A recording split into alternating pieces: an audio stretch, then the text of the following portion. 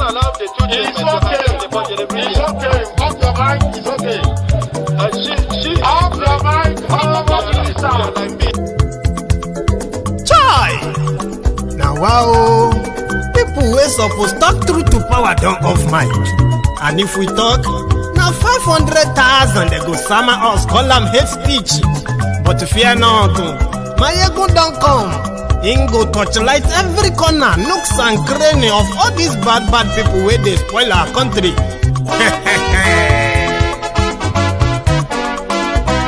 So my people make we loud, oh yo yo. My ego don't come, oh yo yo. My people make we shout, oh yo yo. My ego don't come, oh yo yo. My ego don't come, man of the masses, oh yo yo. My ego don't come, oh yo yo. My ego diary politico, oh yo yo. My ego don't come, oh yo yo. This one not the off in mind, oh yo yo. My ego don't come, oh yo yo. Can in the touchlight every corner, oh yo yo.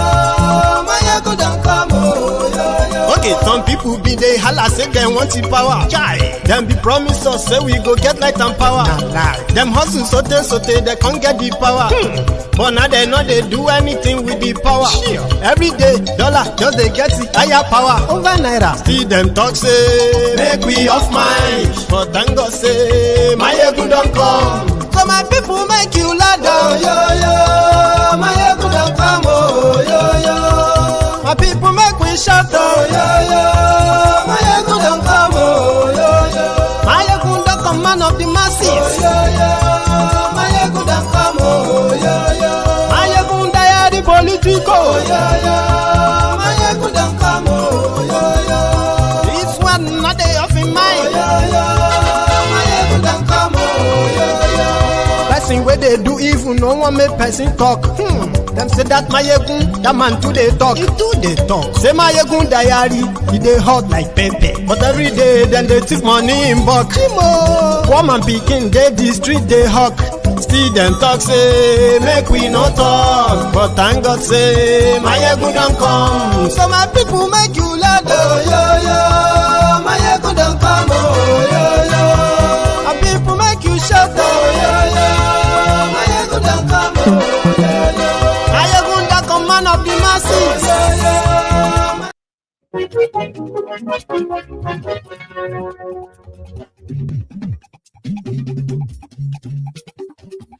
Hello there.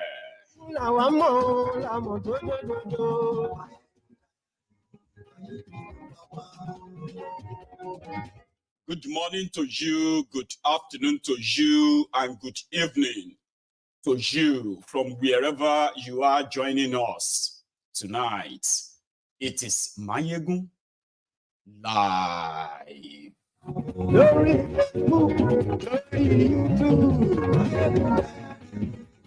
Thank you so much for joining me this hour. Please read the caption of the broadcast, the description of the broadcast. Share it with your friends and not so friendly friends. Like it. Just tell others that Mayegun today.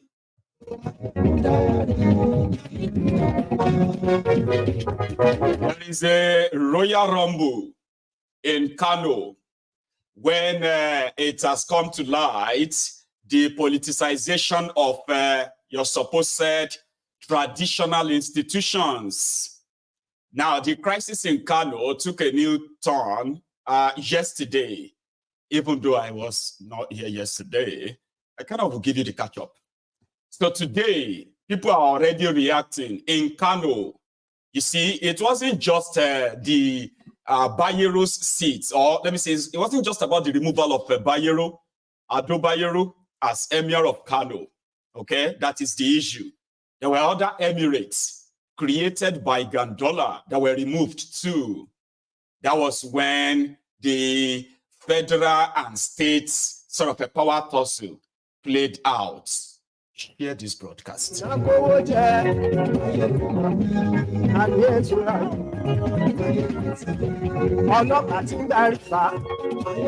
Ribadu has now been featured in the old imbroglio. Ribadu, Nigerian Army, as well as the Presidency. But so far, so good. It's all started with when the governor, Abba Yusuf, ordered for the arrest of Ado Bayero. Ado Bayero is an in-law to Ribadu. No, Ribadu is the NSA to Thiefnubu.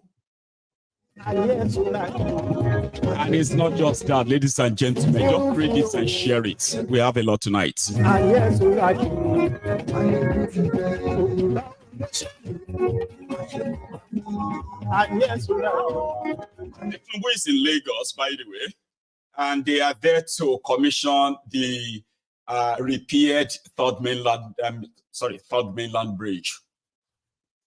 Right, and then I also commissioned also to inaugurate. I think they use the word inaugurate. To inaugurate is coastal road to nowhere tonight.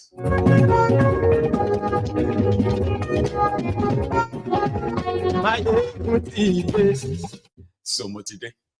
Sorry about the late start. And yeah, we've missed 24 hours since the last time we met. Which means that the last time I saw you, or you kind of had a session here, it was like 48 hours ago. That means a lot has happened between then and now. And we will be starting from Kano. So, ladies and gentlemen, you know, I have to kind of take you through the whole pieces of information. All right, happenings, most of them are already out there. Others are still yet to happen, but they will happen, okay?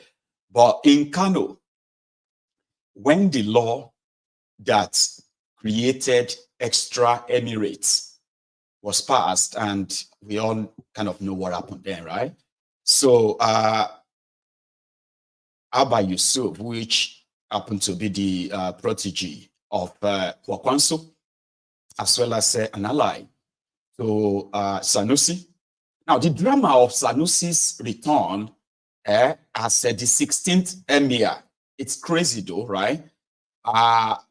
In 2015, Sanusi as emir was the 14th emir of Kano. Then he got dethroned, and Ado Bayero became Gandola's emir of Kano, and then he automatically became the 15th emir of Kano. Now he has been relieved, and Sanusi has been reinstated.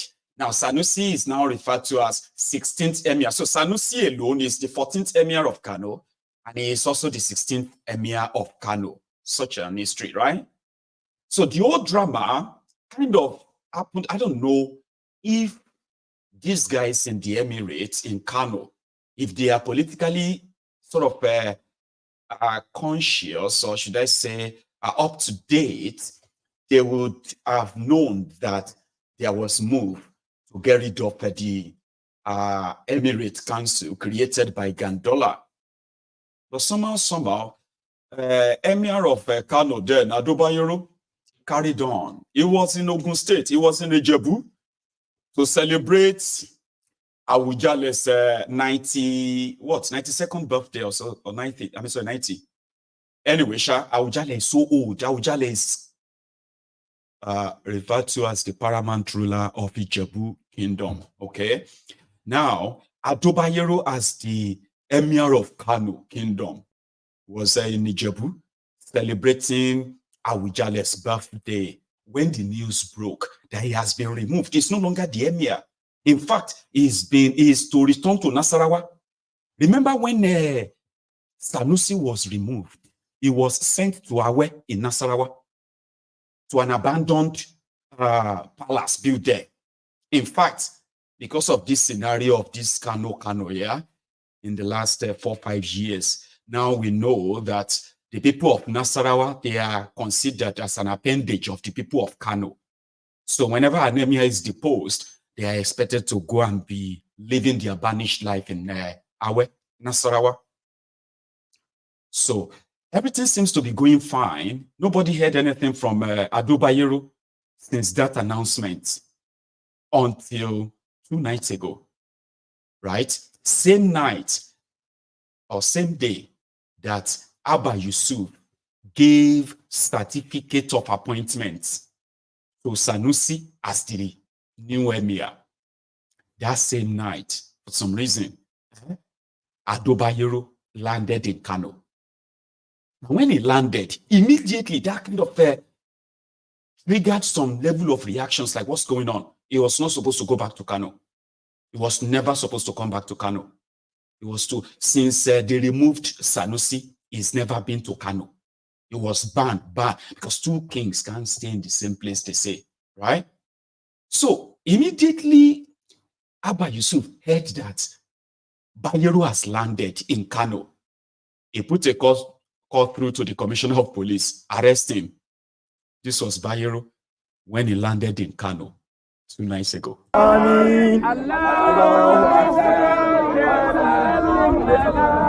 سيدنا محمد عليه السلام اللهم صل وسلم على سيدنا محمد عليه السلام اللهم صل وسلم سيدنا محمد عليه السلام اللهم صل وسلم على سيدنا محمد عليه السلام اللهم صل وسلم على آمين. So when he landed, it was later kind of reported by the deputy governor of Kano. He came out and he told everybody that they were staying with Sanusi and they are standing by that. And if Bayero showed his face at that palace, he would be arrested. In fact, for showing face in Kano, he must be arrested. Listen to the response, you know.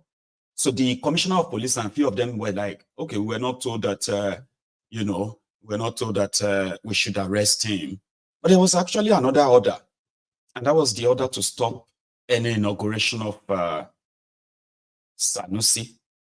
But here is the statement of the supposed commissioner of police after meeting with the soldiers sent by Ribadu to ensure that they provide security for Bayero and nobody to make any effort of arrest. In fact, the rumor was that the soldiers were to go and get Bayero in Nassarawa and move him back to Kano. But first, he had to be eased out of Kano. He can't stay in Kano because that moment, that could lead to anything that night. Now, as they were all trying to kind of figure out how to handle the situation, here is the police statement. Ladies and gentlemen of the press, you are all welcome to Wampai, the headquarters of Kano State Police Command. We are gathered here to intimate you on the security situation and in particular the developments surrounding the chieftaincy affairs of the state. The police command is expressly obeying the court order with suit number FHC/KN/CS/182/2024 dated 23rd May 2024, issued by the Federal High Court sitting in Kano alongside all law enforcement agents in the state. Therefore, we are calling on members of the public to know that the police in the state is working together with the military and other security agencies and are with full capacity for providing the adequate security to everyone, as we are committed to carrying out our statutory duties as provided by the Constitution of the Federal Republic of Nigeria. No doubt, the law-abiding people of Kano State are known for a revered cultural heritage and respect for constituted authority, and in this regard, advised to remain calm, patient, and to keep cooperating with security agencies as the matter described will be addressed by the court on the 3rd of June 2024. So remind you that the position of the law is very clear, as whoever, under whatever guise, is found to be planning to disrupt the peace being enjoyed in the state or feel that he or she can jeopardize the existing security setting in the state will be arrested and be made to put to bear the full wrath of the law.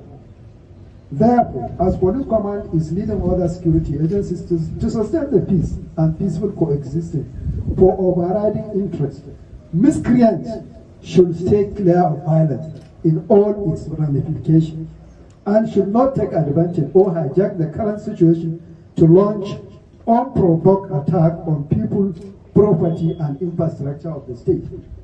Any person found with such tendency will be ruthlessly dealt with according to the law of the land.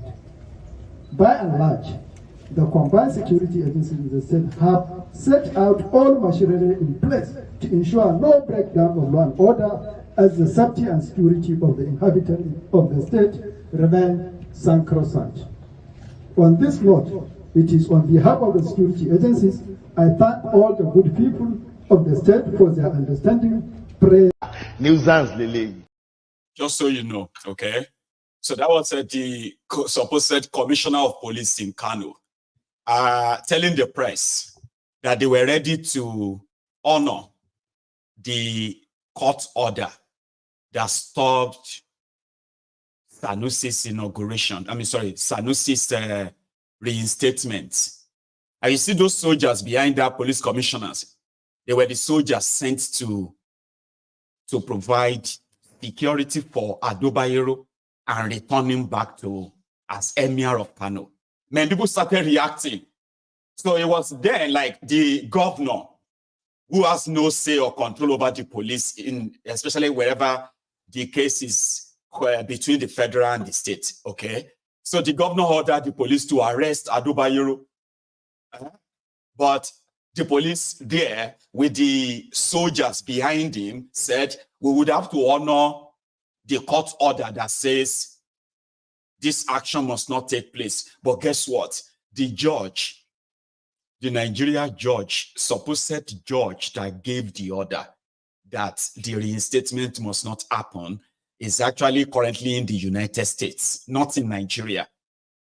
But from the United States, right, he's been able to give an order in a court where parties were not really present, okay? He gave the order and said, maintain status quo until further determination. So that was why the soldiers moved straight first to provide security for Bayero in a supposed abandoned palace built in Nassarawa, then with preparation awaiting further instruction to return him back to Kano. Meanwhile, Sanusi himself was not taken to Kano straight up too.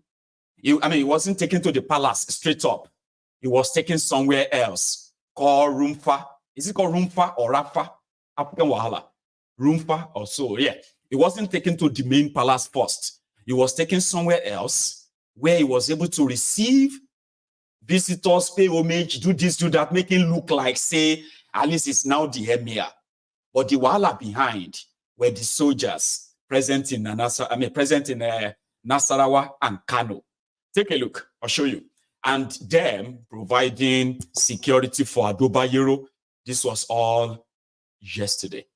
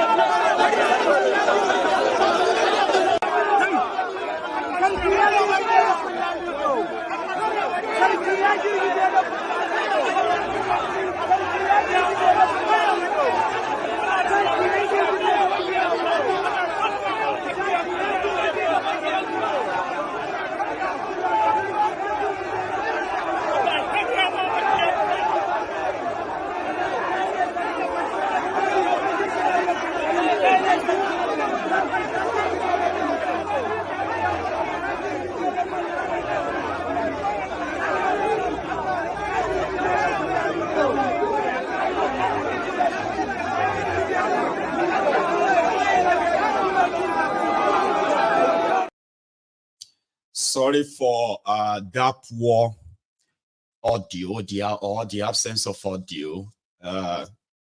In a segment of that video there. Anyway, that wasn't being taken into a separate palace or a makeshift palace in Nassarawa, waiting for the instruction. Number one, no police would dare come and say they want to arrest him on the order of Abba Yusuf, the governor. That's never going to happen. But that's Bayero. In this Game of Thrones, the Game of Thrones. So who is the owner of the throne? Who is the Emir of Kano? And all this. Why we are still looking for answers to all of this?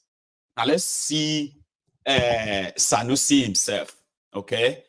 When the news broke, and then he accepted, this is what he said after the whole thing, when he was given his letter of appointment, I believe. Listen to this. Sanusi himself. You know, by the time announcement was made that I had been removed for insubordination, you know, that is the word, insubordination. And you will think that somebody who says you're subordinate to him is somebody who is superior to you.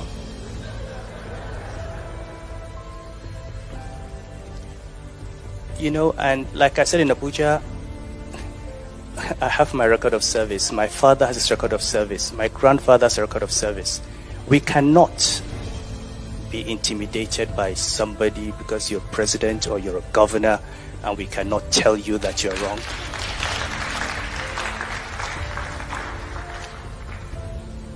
We've chosen different paths. And I said yesterday, and I'll say it again, if I'd gone into politics, at least given the people that have succeeded in becoming president in Nigeria, I could have been president. Or I could be governor. So that I choose not to go into politics does not make me a subordinate human being. And this is what we all have to learn as Nigerians. We take too much rubbish. And we're all too afraid, too much in our comfort zones. And by the time these guys finish with us, our children will not have a nation. And this is the real challenge that we face. How do we stand up? How do we retrieve our nation? How do we go back to that vision that we had? How do we give our children the opportunities that we have had? And even better. And this is the question that each of us must take with us. And the only way to do it is, if you're not in politics, you must hold those in politics to account. It's not a comfortable situation to be in, but believe me,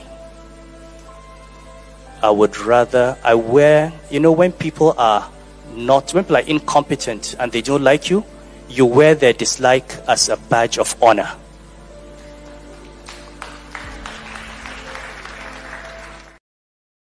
So this was after the announcement of him being reinstated, and he was right there with, I think it was with Fubara. That was like 2 days ago as well. Yeah, it was 2 days. Was it 3 days ago? Okay. Anyway, a lot has happened since then. In order for them to move fast, because they have no idea, what other sinister plan could be lurking, around. So around the corner. So what they did was that while they try as much as possible to fence out Bayero from accessing the palace, right?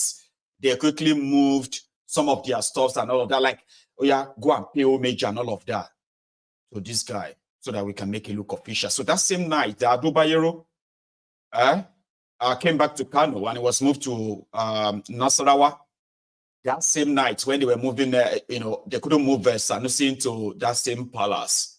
So they had to quickly put him in another makeshift palace quickly, so and then people could pay homage. And that night, this is what it looked like.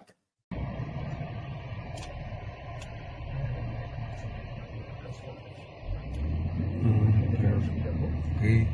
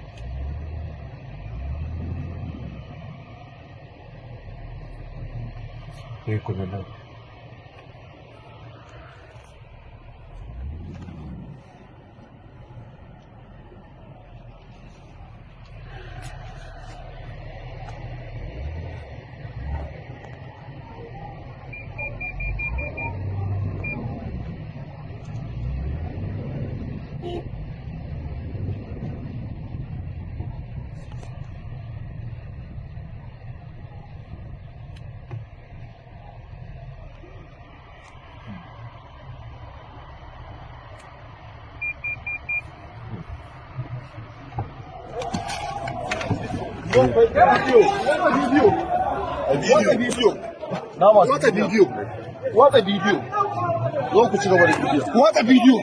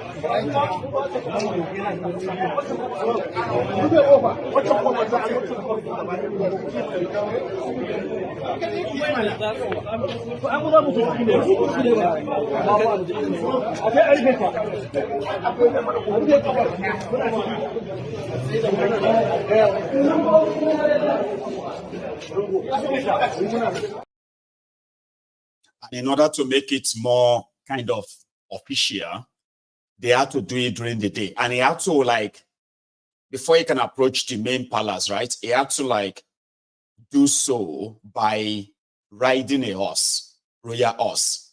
And then at the moment, they have to also put an umbrella. That umbrella is what will show that he is their king, the emir, officially. So they have to do that during the day, so that they can then wait and face any other thing coming after, because they have started happening now. This was yesterday to make Sanusi appear like a proper emir. Okay? This.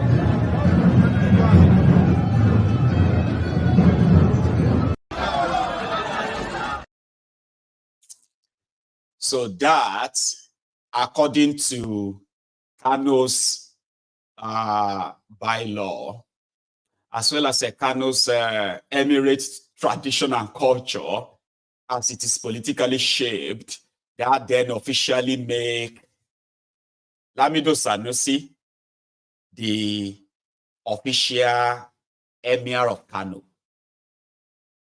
You see all the dramas around the whole thing there. Now that makes him officially the Emir. But people are not going to have that. Okay?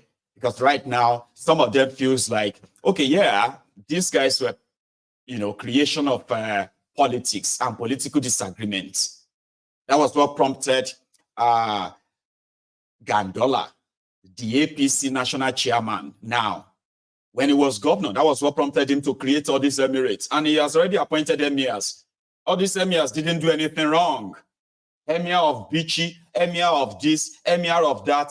They are not just Emir of Kano. There are other emirates created. And the emirs there. How could you just wake up and just wipe all of them out? So Kano is Kano. Okay? Sometimes I think we should probably just believe that Kano is not Nigeria. It's only in Kano, out of the entire Nigeria, that you have politically conscious people, but foolish and ignorant in choice. It's only Kano people that are so conscious in Nigeria. Like if they disagree, it doesn't matter where they belong. If they disagree, if they feel cheated in about anything public, they take it to the public. They don't even wait for anybody to tell them, go out there and fight. No, they're out. Okay? And that's exactly what is going on today. Day one, people from different emirates in Kano, they are now taken to the streets. How dare the government do this? In fact, Emir Bayero is their own emir, not Sanusi. Now his trailer don't pass through Kano now. It's like a burning, you know, a trailer that is carrying a burning load of shit. So yeah, Kano is currently witnessing a burning trailer passing through it. There are those who want Emir Bayero, and there are those who just want to move on with Sanusi. And this today is the beginning. Watch this. Viewers' discretion, no? Because fire here, fire there. Everywhere, fire, fire, fire, fire. So be careful.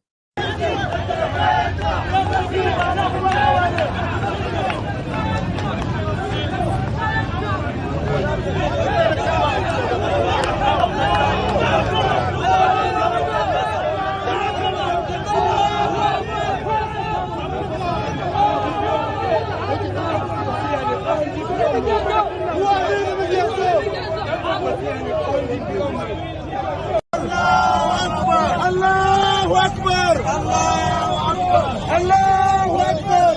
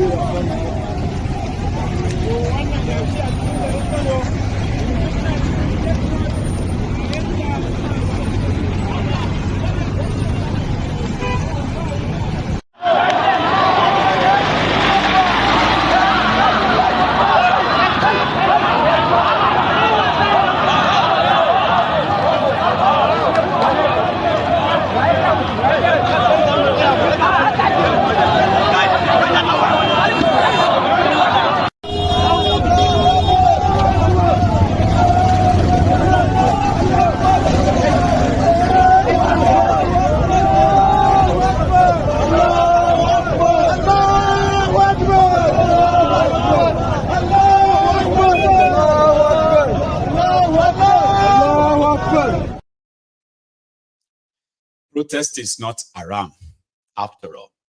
Can you believe that? Eh? I mean, people who are facing serious economic problem, highest unemployment rate in the world, worst economic problem, like I said earlier, right? Insecurity. People who are living on the edge, they did not have the motivation to organize themselves like that and demand for good governance. But I told you, there are still Nigerians who major in minor and minor in major. You have to let our emir be. If our emir, our life depends on. I say, okay, how has the life of your emir? How has anybody who is an emir in any way have any direct impact on your lives as a people generally, other than him just joining the rest of those who are going to be feeding off you? You're going to be feeding him, feeding his family. They're going to be living off you. All of them, the removed, the reinstated, all of them will be living off you and their families, their wives, and all of them. You are still going to have to pay for that.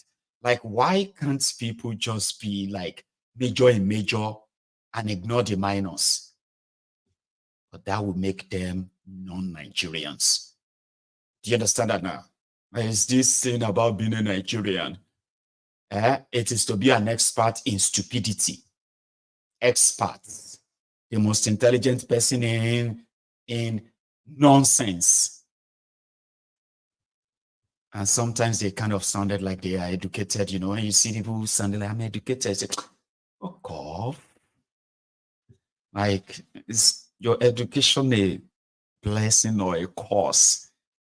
Anyway, they were fighting for their emir, okay? And they were asking the Kano state government to obey the court order. So a lot of you are waiting for the day you will see Nigerians come out in that number and demand for good governance. We want good governance or else you are looking for our trouble. You're going to look for that day, right? Northern Nigeria, Southern Nigeria, where people, the victims of bad government from every corner of that place, they will come out and be so determined. Today. Right, that could be a dream. You know, just like a friend of mine who was telling me, he called and he said, you won't believe what I just witnessed now. I said, what is that? What was that? And then it was like, man, Baba, I had this experience, okay? I saw Nigerians, man, they were all coming together and they were marching, they were mobilizing, they were almost the energy. It was like they were done. Nobody could use anything like religion, tribe, ethnic, and all these things to deceive them anymore. Baba, you need to see the energy. It was so massive. I saw crowd. Then I woke up. Oh, it was a dream. Yeah, it was a dream. Baba, you probably should see your doctor because it is a malaria. Okay? But I love dreamers. I do. I love people who dream because I'm a dreamer. It's like if you can dream it, you can make it happen. If you can think it, you can make it happen. That is it. Your dream. And your dream, something you imagine and you dream another, and it comes. But it's not, when we talk about dreamers, we're not talking about people where they sleep, they dream. Person we sleep now, they see money for dream. They say, be dreamer. Baba, I be dreamer too. Baba, I am like you. Baba, you are not like me. The type of dreamer I'm talking about are those who dream while they were awake. You understand those? Eh? So you want to see a time where the people who are the victims of bad government, bad governance, we see beyond tribe, ethnic, religion, and all other things, all other nonsense they kind of distract your attention with. I want to see that too, I promise. But you see, when you see the elderly people that have sworn, right, to always work against the collective good of all, those who actually do all they can to discourage you from being part of those who are going to want to demand for something better. Those who are not going to organize themselves protesting about any king or protesting about any emir or any sultan. I'm talking about all of you who are going to protest about yourselves. I mean, you and what you are facing. You that will hold these public officials responsible. You will hold them responsible for their actions and inactions. You see, I'm talking about that. We wanted to see that. Because if you don't do something, you are never going to get anything different. Then we see the older generation that swore. It's like they have sworn that they will ensure that we will never have the opportunity of growing old. Listen to me. Bad governance affects the young people the most. I will always remind you. It's so important that I remind you of that. That life you are living is not a life. It's not a good life. It's not a life at all. That life of Ozu, living from hand to mouth, poor education, miseducation, unemployment, unemployable. You see, that is unacceptable. It's not life. The good standard of life, of living, is when you as a human being are not subjected to a system that treats you like slaves in your own country, supposedly. And as a young person, you will be denied access to good health care. You'll be denied access to good education, which means you will never be empowered in order to empower yourself or empower others. You've been denied all of that. So at the end of the day, communicable diseases, preventable diseases, and I'm talking about things that shouldn't kill people will continue to kill them. You know, you and I may never have the opportunity of growing to the age of 90, ever. See what we have been exposed to: terrorism, fake drugs, fake doctors, fake teachers, fake drivers, fake soldiers, fake everywhere. And you and I's life, my life, your life is put in danger every now and then by what these older criminals represent. That is what they represent. They represent what will keep you and I in a perpetuity of danger. You will die of depression, of frustration and poverty. These are the stages. This is what these guys represent. You and I may never have a chance of growing old like them. We will not, because number one, we will not have the same empowerment they had. We will never have the same opportunity they had. The entire place is stifled out. And that is enough for you to get mad. It's enough for you to get so crazy. It is enough for you to never let anybody gaslight you with this political correctness. Respect your elders. Are you mad? How do you respect people whose belief is tantamount to your own progress, your development, even your life. We get killed. Have you seen an old man killed by the police? No young people get killed. Go check this figure, go check the number. They cut our lives short at every given opportunity. And they said, you and I are overreacting, that we should still show respect to them. How do you respect people whose belief, whose existence is to cut short your life? How dare anyone try to gaslight you with growing old when it is obvious that we will never have their chance if these guys continue? A lot of us will never see 70.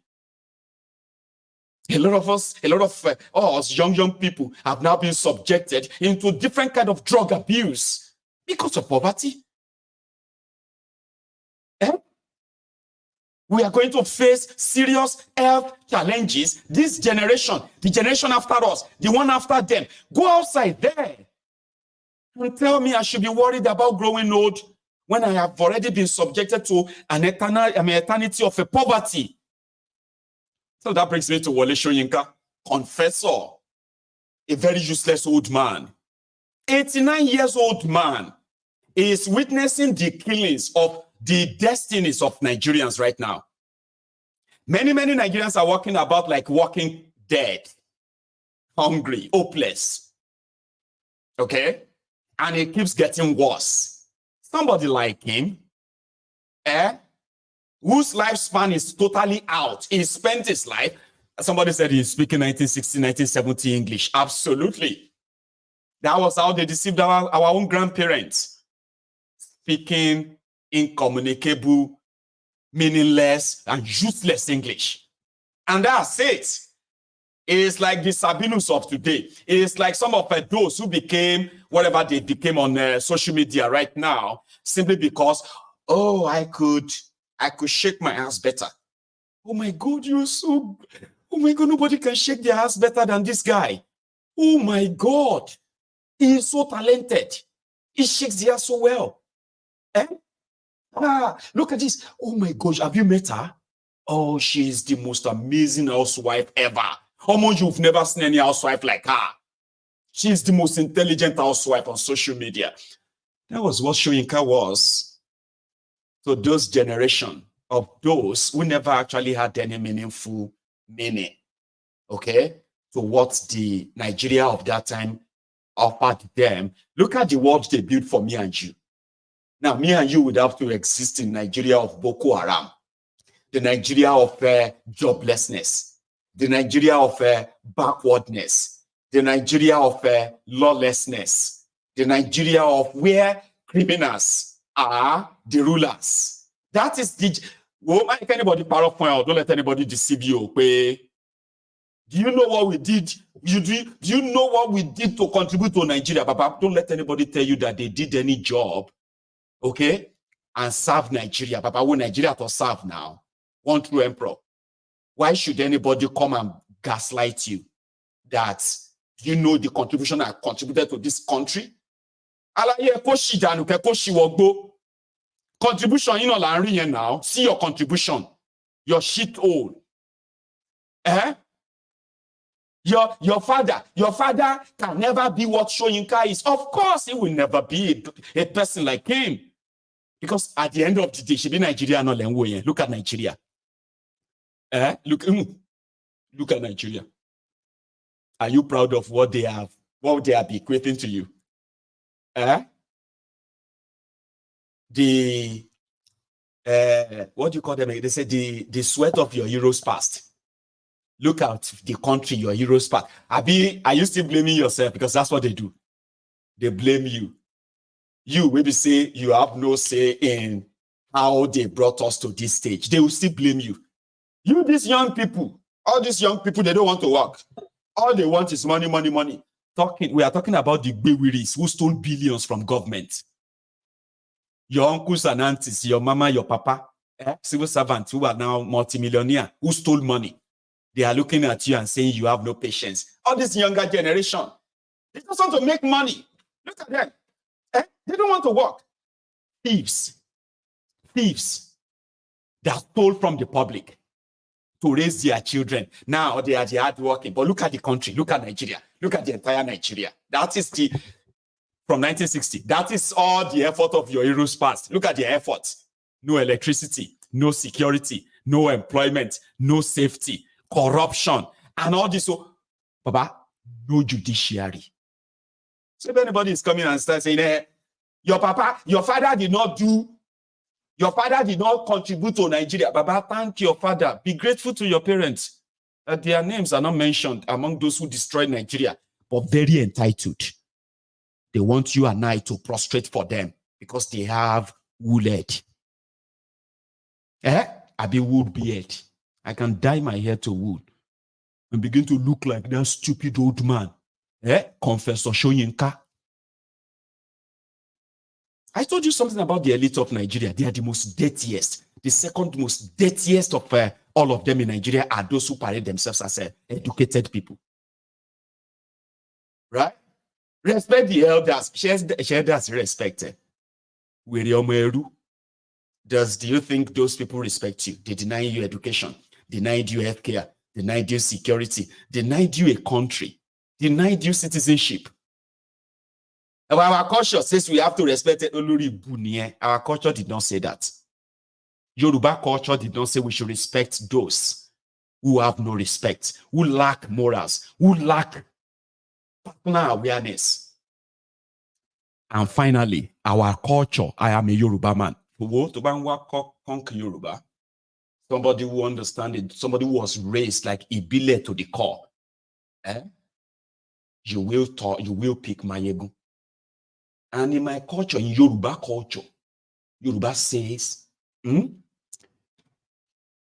Agbalagba, tó bá ti so àgbàdo mọ́dì, ó ti dalawa dadìyẹ. An elder must be able to read the room. Ojula àgbàlagbà ń yá, àgbàlagbà ò kì í yá ẹnu. Is Yoruba proverb. An elder can be very quick to see or watch. A responsible elder is not quick to open his mouth. But that useless man is doing it on purpose. And in Yoruba land, when you see criminals, Thailand, they rice traders, cocaine dealers, they are like other thieves, criminals. Yoruba says there is no amount of wealth an individual who is a criminal possesses.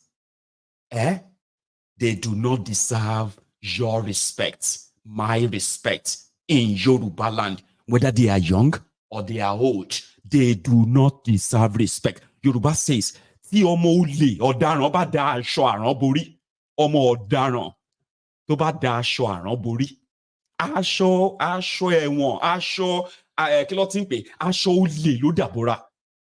Whatever you see in possession of a criminal is not his. It's proceed of crime. And you must never pay homage to that. Unfortunately, Yoruba land has now been captured by the Omuales in Yoruba land. When I say Omuales, these are those who worship money. Money is their God. Everything else, they say money talks, bullshit walks. They will associate with drug dealers, drug pushers, money launderers, armed robbers. I'm talking about treasury looters, because the crumb from their table could sustain these sewage dwellers in Yoruba land for maybe a few days. It's unfortunate. Unfortunately, these Omuale jatis who are using left hand to point at their father's house, supposedly Yoruba land. These Omuale jatis, they are now pointing fingers at some of us and calling us Omuale. They have the opportunity of making Yoruba land and the Yoruba people actually better, but they've made your lives worse. But turn around and tell you that, oh, you should be grateful. Be grateful. You need to defend also. And then you turn around and begin to call your fellow brothers and sisters Omuale for these criminals. One by one. Shami. And that is why Shoyinka and his fellow travelers, his son, Olaokun, was our commissioner of health in Ogun State, Olori Bueda. Eh? There is no anything to point out and say improved healthcare in Ogun State by the son of Feshoyinka. I'm not going to hold him. I'm not going to hold it against him. His son, Ola Okun, will speak. His daughter, who has been jumping from one political appointment or the other, first political appointment from River State, it's maybe from Ogun State. Amechi placed him on salary in River State money. Yeah. When Amechi was done, Amechi went to Abuja. Aregbesola grabbed her, gave her another appointment. His daughter is a thief. And I'm not making this up because I don't like him anymore, okay? I am telling you facts. Things that you can easily look into and say, no wonder. But Mr. Charles, I'll leave you to speak your mind because other people have been reacting too. Listen to this. I am your friend, Dr. Charles Apoki. Professor Wole Soyinka goofed. He misfired when he said that His Excellency Peter Obi is not qualified to rule Nigeria because his team is incompetent. I respect him as a Nobel laureate, but he is living in the past. According to Dati Baba Ahmed, that speaking English of the 1960s is not relevant in this generation. Point number one, I did videos in the time past that this generation will question everything and question any person. This generation, the Bible says, do not touch my anointed and do my prophet no harm. Touch is T-O-U-C-H in that place. But this generation, they can T-O-R-C-H the anointed, burn the anointed, and do him harm, and disgrace him. They don't fear any person because they've been pushed to the wall. They've been frustrated by the inadequacies and stupidity of my generation. So they don't have respect for any of us. So when you think that you are Wole Soyinka, you are a Nobel laureate, you are one person, you are bishop this, archbishop this, pastor this generation is disappointed in religion, elders, disappointed in the politicians of my era and behind. So don't sit in a pedestal and think that you're a superstar. They will pull you down and tear you to shreds. We messed up. Point number two. Wole Soyinka should come to the political podium with clean hands. He led a mob against Goodluck Jonathan that carried a coffin with Goodluck Jonathan's effigy in it. That contributed a great deal to the depression that Goodluck Jonathan's mother suffered and died. To see your son's coffin, Professor Wole Soyinka and some prominent religious leaders who are now quiet were in the forefront of that push against Goodluck Jonathan. And so he has no moral justification to condemn any person for insulting or abusing him or dragging him. This generation has seen what my generation has done. Point number three. Professor Wole Soyinka is the founder of the Pirates Confraternity. I happen to have classmates, friends, neighbors, and associates in that confraternity. I have spoken in their Barracuda feasts. I've done lectures for them in my office via Skype or whatever, Zoom, to his deck in the United States in New York. The Pirates Confraternity stood for injustice, stood against corruption, and stood for the development of humanity and excellence. I remember when they used to donate blood and cook for us when the workers were on strike. They would cook, they would run the kitchen, they would control traffic and do so many humanitarian gestures. But recently, they sang a song. Hand they shake, leg they shake. Papa we not well. If they shout a Milo con, that's against President Bola Tinubu, a former governor, a former NEDACO leader. Your Pirates Confraternity sang that song, and another one with the Bala Blue song. What did you say? Did that disqualify you, Professor Wole Soyinka, from heading an organization? If you are appointed, would that disqualify you? I ask another question. Prof, I'm lawyer, sir. The Pirates Confraternity you formed, how much control do you have over their activities? You formed that. Peter Obi did not form the Obedient Movement. Peter Obi, if you are preparing a salt solution in the lab, if you want to crystallize salt from it, you just take a grain of salt and put it inside. Order the salt in the solution, maybe like potassium chloride or whatever, will start crystallizing around that salt. It's like the way pearls are formed in oysters. A grain, and then the oyster will start secreting pearly material around it. People crystallized around Peter Obi, people who were tired of the corruption, of the backwardness of our nation, the things you fought for this country to become, are being desecrated. Those are the people who crystallized around Peter Obi. So, will somebody have disqualified you from winning the Nobel Prize because out of Pirates Confraternity, Buccaneers, Eye, Black Axe, and other ones, Vikings, derived their motivation, and then the cult wars and whatever we are having in this country, would it be ascribable to you and prevent you from winning the Nobel Prize? Prof, sometimes we need to reason, we need to think. Prof, sir, I think you misfired.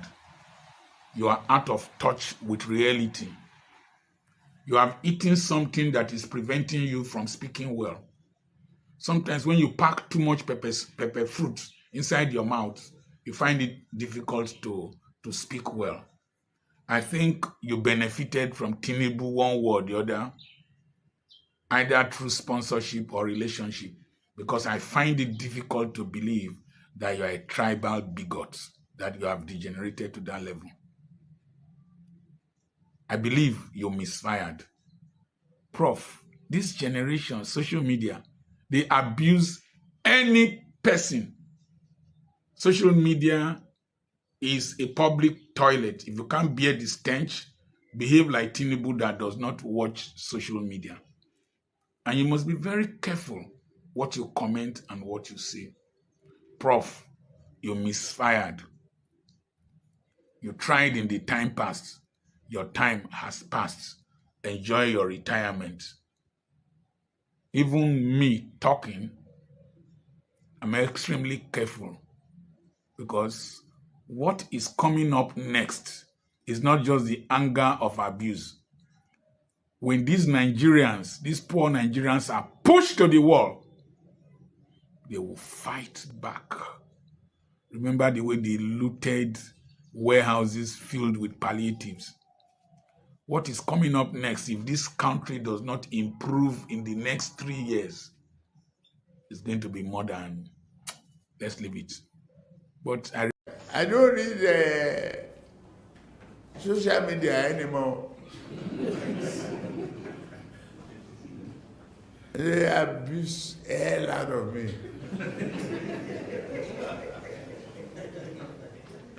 If I read it, I get high blood pressure. I get angry. I don't read it. So, if I want to hear anything, my children or any of my workers will tell me, this one say this one. If I'm tired, I say, please, forget it. Nuisance lele. Nuisance lele. Yeah, call you. Thank you, Jerry, Dr. Charles. Okay. Still talking about Confessor Soyinka, a useless old man that will watch the younger generation be destroyed and their future. He will keep quiet. And then he wants to tell all of us he's a Nobel laureate. How many of you even read this book now? Nobody is interested in all that nonsense anymore. You see all that time where they are kind of like pulling their weight here and there. Do you know who you are talking to? Alaye Koshidanu. Don't talk to Oni of Ifela Abiwere wa lori eni. Honey Abi Oni of show Yawiri. The reality is that very soon, a lot of younger folks, I'm happy. I am so personally happy that in the next 5-10 years, your pastors, your imams, all those who are using religion and all those things they are using to deceive you, they will not have power over it. They will not have power or control over millions of us. And your end will be near, faster than you can imagine. And you lori bruku you are talking to elder like that, Emma Kudanu, Nema Shufodanu Nisa. Millions of children have been denied access to education. Their parents are being dipped into poverty basket every day. Oh dear. Oh, it's a noble Listen to this. This was before, not even recent. Here. My fraternal greetings to everyone. Today I want to talk about the incoherence upon incoherence of Wole Soyinka. Enough is enough. We've tolerated this man for a long time. It's a big shame to the literary community. Wole Soyinka, you are simply and squarely one of the intellectual idiots we have in this country. You are a man without principles, a thoroughbred and incurable hypocrite. That's what you are, and nothing less. No wonder it is argued that your so-called Nobel Prize you won in 1986 emanated from the boardroom of politics. And now it is true. Your attitude, your everything, your actions and inactions give credence to those assertions. If we want to talk about men of integrity, let's begin with your contemporaries. Are we talking about Chinua Achebe, the immortal sage and father of modern African literature? Are we talking about J.P. Clark, Africa's most lyrical poet? Or are we talking about Miyo Sundare, the scourge of tyrants? Are we talking about Christopher Okibo, who lived and died for what he believed in? Are we talking about Gabriel Okara? Who are we going to juxtapose you with, Wole Soyinka? Those names I mentioned are names that we can all go to invoke as a source of pride and for moral inspirations. They are men who have engraved their names on the marble of integrity. Unblemished men, men of integrity, men who are conscious of their good names, their global good names. But that is not you, Wole Soyinka. Your son served as a commissioner for health in Ogun State. He destroyed the health sector in that state, looted everything and left. He left the health sector in Ogun State in shambles. That is your own son. Which of the sons of your contemporaries has smeared their father's name in that way? Mention one. Today's government is 100 times worse than the GEJ's government.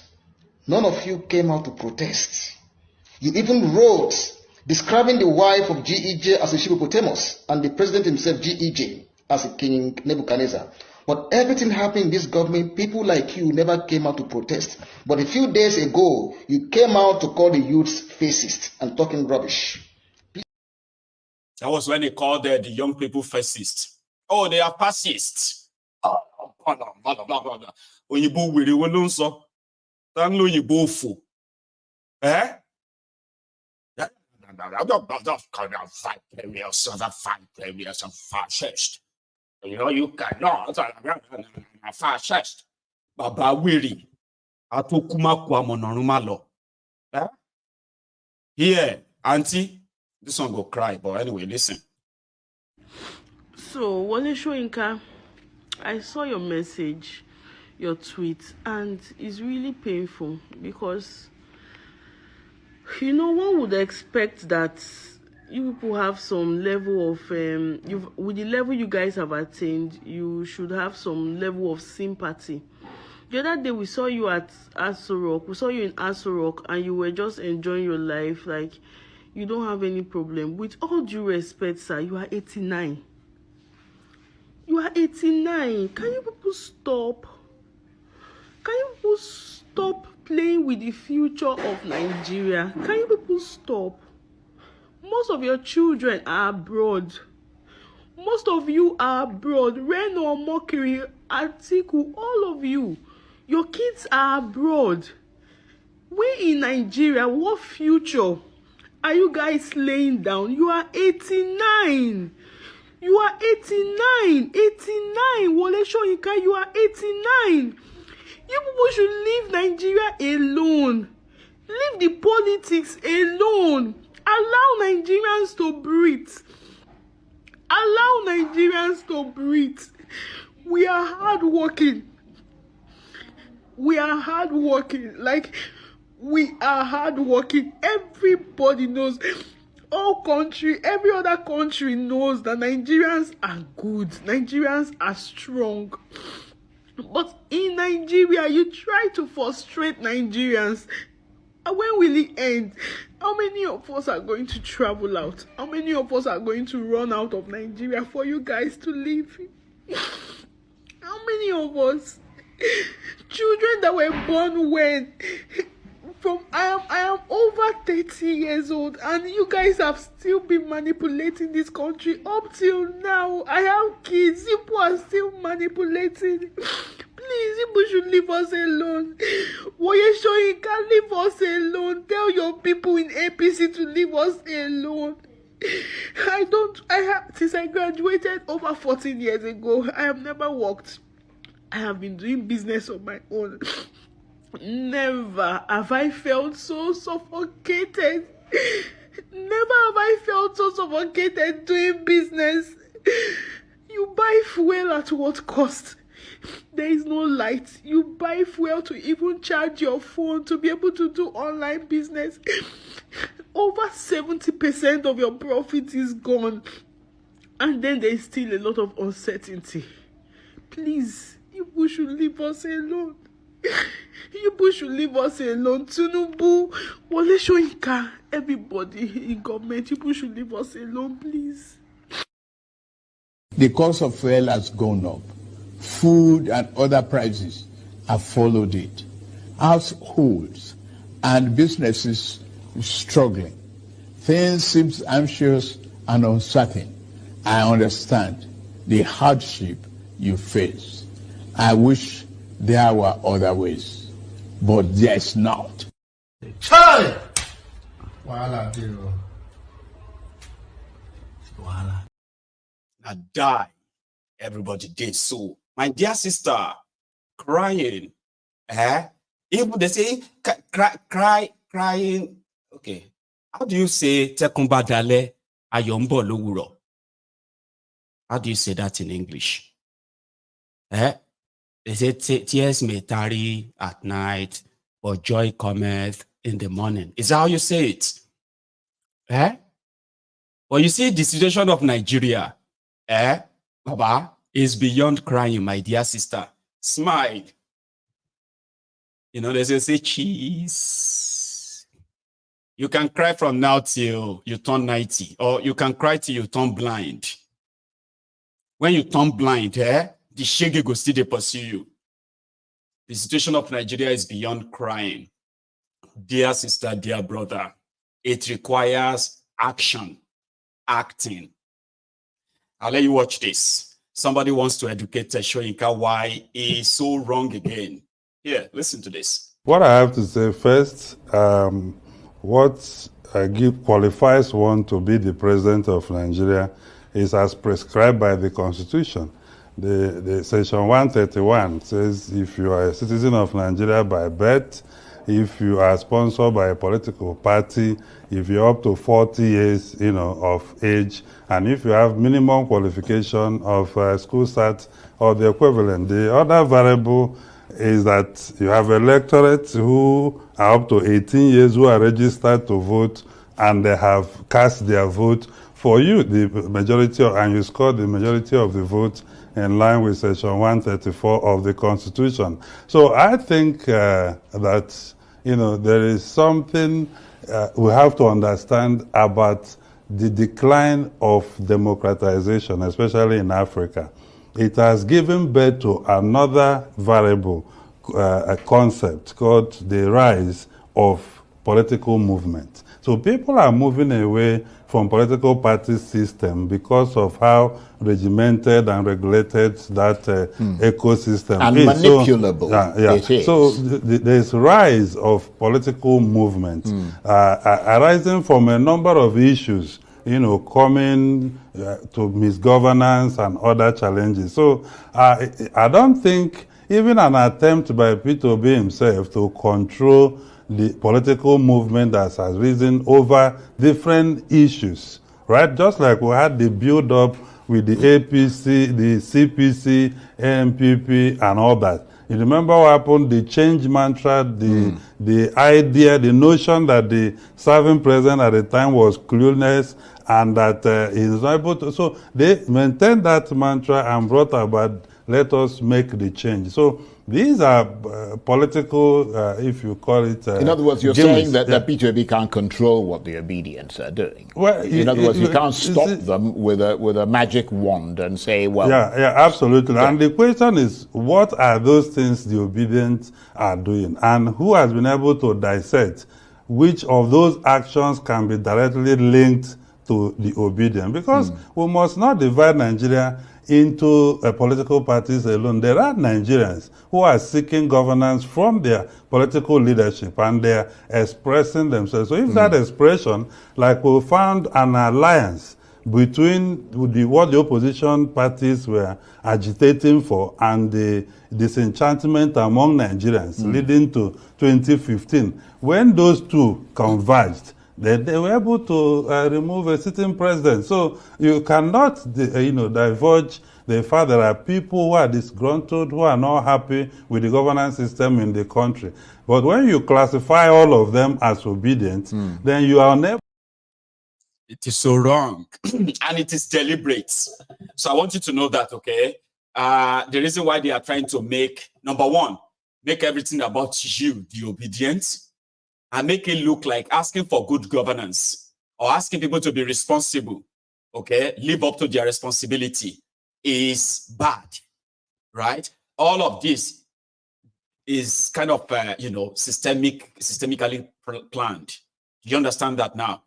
The effort to try to make obedient look like it's Igbo or make Peter Obi look like he's just there because of Igbos. They know he's not. They know he can't control any of you because he did not create you. Okay? He did not create any one of you. They know that. But you see, the only way they can break it is to kind of plant the doubt in you and make you feel like, oh, if you are asking for good governance, then that means you are Obi. Oh, if you are for Obi, then that means you are Igbo. And your good governance, why don't you ask Obi for it when he was governor? You don't know that it is all deliberate. All these questions, they are kind of making you look like Peter Obi is the one that is your president. Okay? And at the same time, when they want to talk about Thiefnubu, they will say, oh, you need to give him time. When they have nothing to say about Thiefnubu or defend him, they will just go on and say, Man, this Peter Obi, so, and so, and everybody will start conversation. And you will leave Thiefnubu alone. So a lot of you don't know that it's actually like, like it's a plan. Yeah? That all this conversation, you wake up every morning on social media, one lunatic, one faceless moron is talking about Obi, and the rest of you are there. You do not know that it is actually to project and continue to push an idea that will say, oh, Peter Obi is for Igbo. It's Igbo. Or everything is about Igbo. If you are supporting, if you are calling yourself obedient, or then you are just supporting Igbo. Igbo people don't like this or that. Or kind of a thing, right? You have the whole thing in the shovel, all mixed up by these guys. But the main thing is that you are asking for good governance, Abi. I mean, at least I can say that. And a lot of you who have concluded that APC, PDP will never give you that. Okay? So shouting Obi, Obi, Obi is like now putting him as if to say is like the shadow government in Nigeria. That shadow government where Peter Obi will have his own ministers, will have his own advisors, and they're going to be acting like as if to say they are waiting to take over government, kind of shadow government, shadow cabinet. So don't get carried away or get so soaked in all of this. These guys knows that a lot of you have picked up a fight against them, and you can't wait to have your pound of flesh on them. So when they dump it on your Obi, Obi, Obi, Obi, they only just want to continue to plant that doubt. And the longer they can do it, the better for them, so that they can keep you more divided, never to find your ground.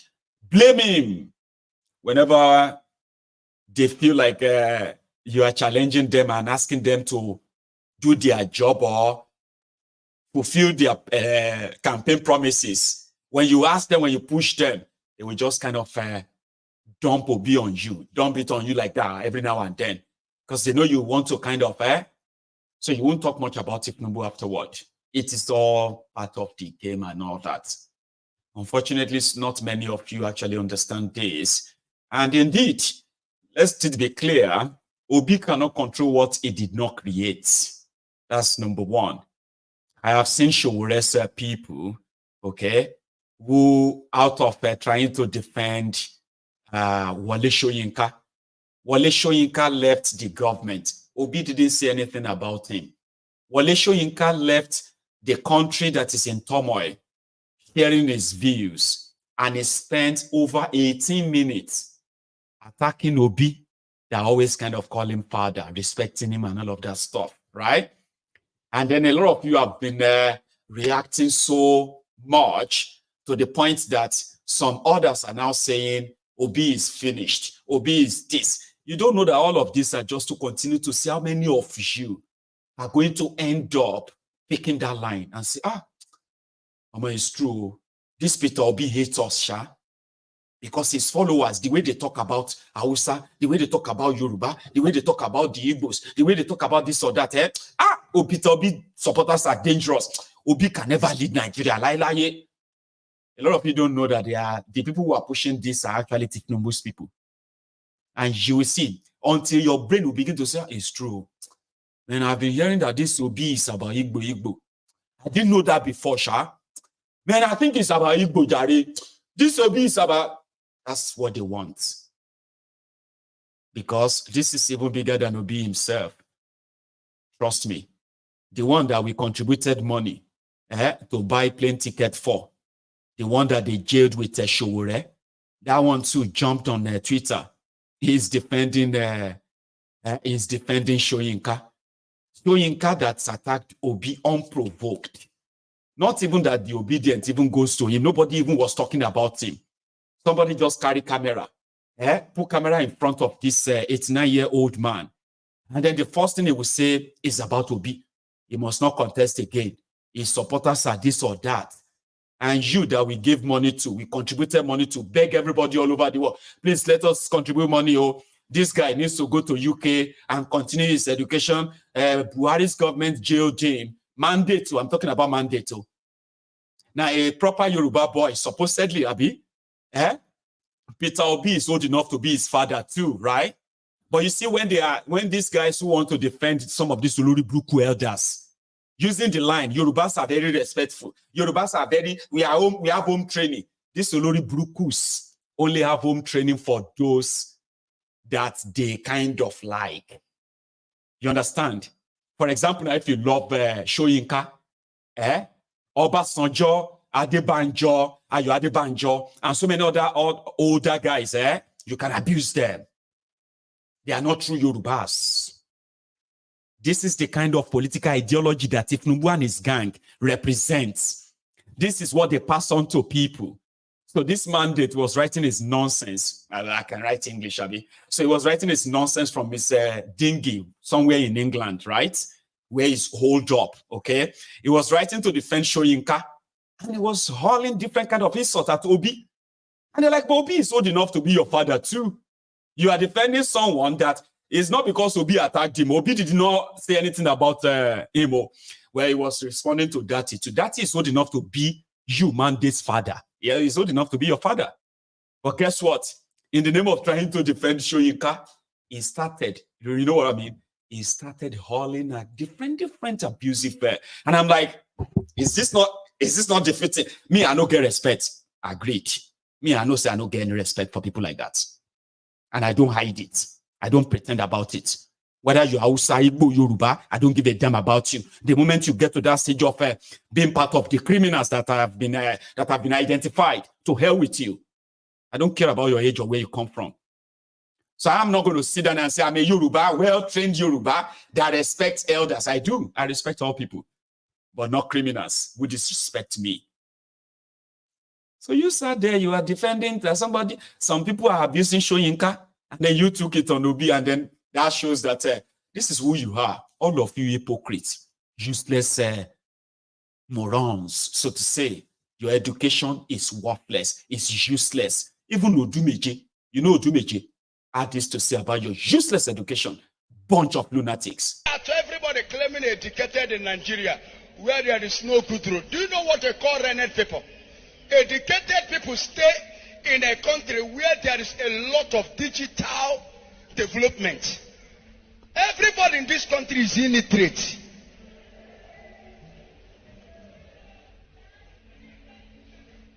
Go to an intelligent country like Dubai. You will see modern things. Any educated people or educated country, go there. You will see development every day. Because educated person means you have something what others do not have. And you must bring it in a practical. Educated people in a white man country are the one that manufacture car. Bringing modern cars. They want to kill fuel. Now they are bringing electric car.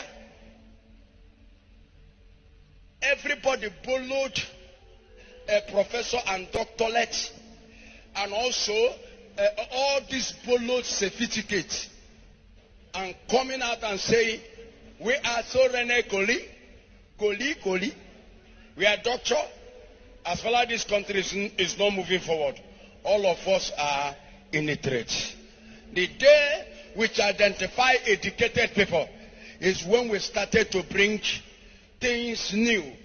24-hour slides, a good load, and also what? Security. Because educated people will bring the mindset of what? How to make security in their country. Educated people must bring easiest way to bring 24-hour slides because their brain is working. Educated people must bring how to bring good loads. Bless you, Jare. In Daboski Abido Shaker. I think that's what he's called. I like him, but I don't know if he's a pastor or a comedian. I love that message. It's very clear. Educated Olori Burukus are those in charge of Nigeria. Elites. We are elites, rich elites. Useless elite, stinking dirty elite, living in a shithole. That all they know is just how to loot, steal. That's it. Educated people. Do you know who you are talking to? You're talking to a whole Professor Olori Bruku. Who are those who are rigging your elections in Nigeria? That's why you will know that most of you are illiterate, if not all of you. The only education you have is to know how to read and write. And your useless certificate that you are pushing about as well. So useless that those who are running government were supposed to be educated people. No, they are not. Professors are rigging elections for criminals who dropped out of school. Now, the criminals gain power. They steal the pension of the lecturer, the professor. Professor joined the queue and started protesting that they have not paid his salary. The thug he rigged for has denied him his pension.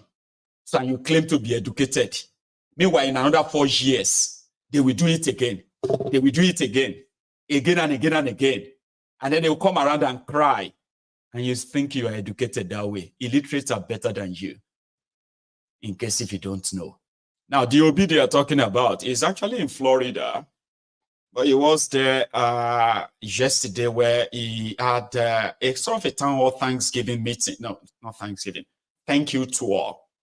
I'll put that in before I go to something else. Watch this. Hang on. Somebody just call my attention to the fact that on YouTube, we are currently over 2,000, are we? But yet, we are less than 500 people who have actually liked the broadcast. I mean, 2,000 is a lot. Could you take a minute while you watch this? And like the broadcast. Excuse me, like the broadcast. I'll be right back. We need to talk about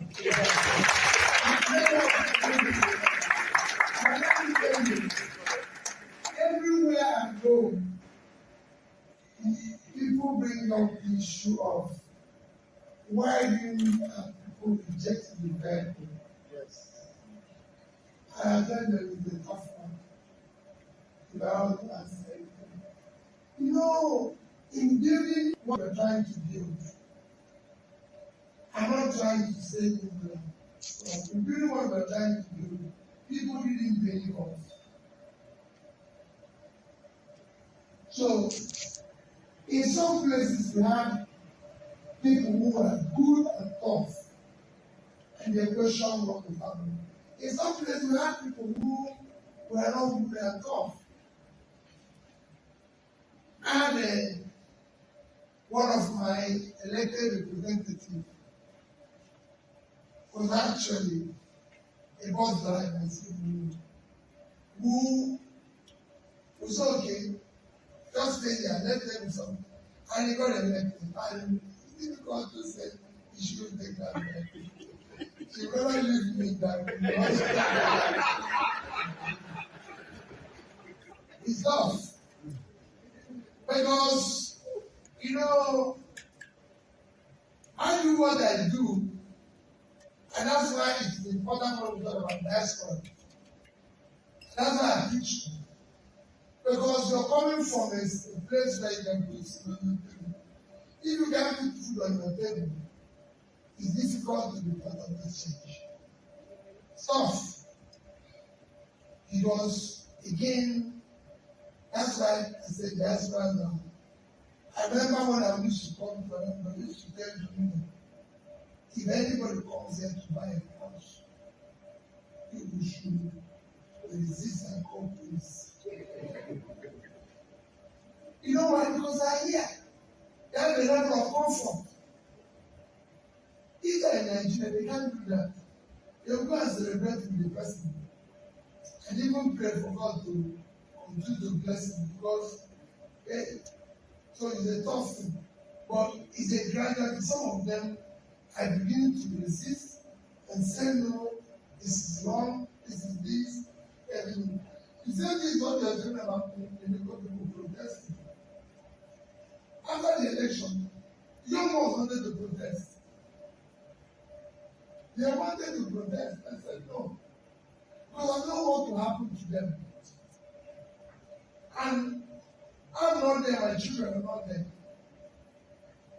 I'm one who always pray that those of us who use other people's children for talk, with God, what your own children will send them. So I don't want to line when I know what they will do. But then it will get to a time, all of us will be out there. So it's a gradual process. I'm not thinking within the law. We must suspend the law. We want the process to work. So I'm very happy with what you do. Just keep praying. It's about Nigeria. The problem we have in Nigeria, people think, oh, it's about us, it's about this, it's about that. Again, that was him speaking to the obedient in diaspora, I think, in Florida. He said it there, you heard him, right? He said people wanted to protest. Young people, they actually wanted to take them on the rigged election. But he knew what they would do to them. And also, this is me now adding it to, knowing that they had to hurriedly put together this obedient sort of his own presidential sort of campaign team in an haphazard way, not like it's been established, they have all this structure they could call on and all that. We're not too sure. So yeah, he said, but it is a gradual thing. It is a momentum that is building. There will be a time. If my children, if I'm not going to say my children should go out there, there's no point in telling other children, other people's children to go out there. But he said, but a day is coming. All of us will be out there, which means he will be out there with you too. Well, I would love to see that, okay? But that was him trying to kind of say, well, I am in a very, very hot soup.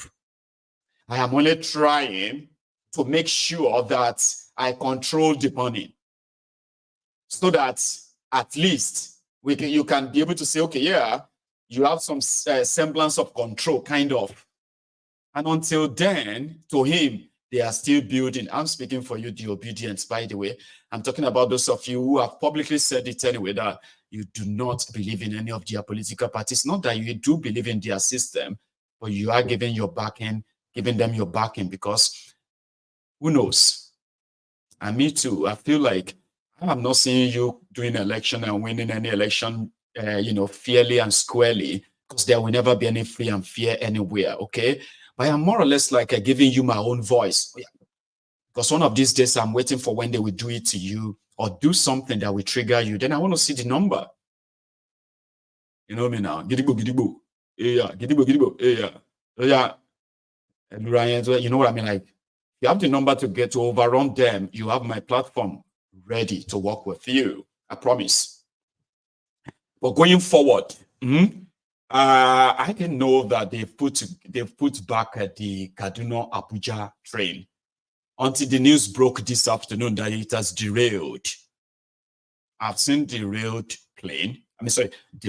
train, and most of the time it's going to be like everything else because of the speed and all that. This one will be like, say, their whole one like this, they can't push them. Maybe it's just me.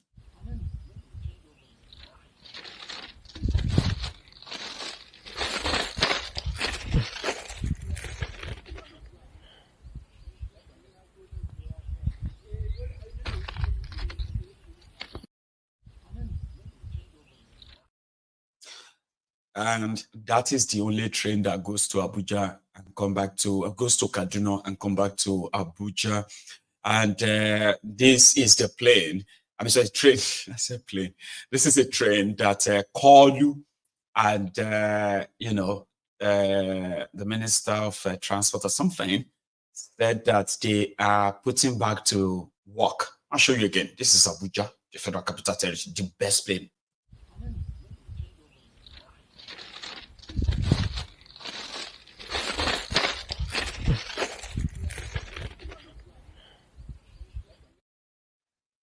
Ó fi track ilé ọtọ rí bọgbó ni o. Ó ṣe wọ́n rán gbó, ó ṣe wọ́n rán tán, ó wà ọ̀ràn dàgbà, ó ṣe wọ́n rán wọ̀lú, àdìbàfún èjì ọ̀ràn. Kind of, right? That's exactly what their train feels like. Wọ́n rán wọgbó, wọ́n rán wọ corner. But I hope they put it back to use. That train, right? If you are on that Abuja Kaduna train, and I'm not joking, this is not makeup. You can, I mean, what do you call it? The Fulani terrorist or Boko Haram, they can actually catch you on foot. I'm serious. Like the train is coming, eh? The terrorists will be like, what's it called? Usman, run. They just catch it and say, yeah, everybody come down. You say you answer on the train. Well, let me call your family. I'm serious. Like a train that runs on 35 kilometers per hour. She train in here.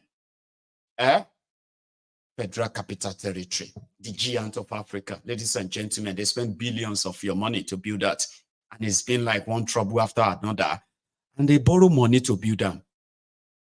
That's the train they killed Chinelo on. You remember Dr. Chinelo that was killed by the Fulani terrorists that attacked the train. I think it was in 2020 or so.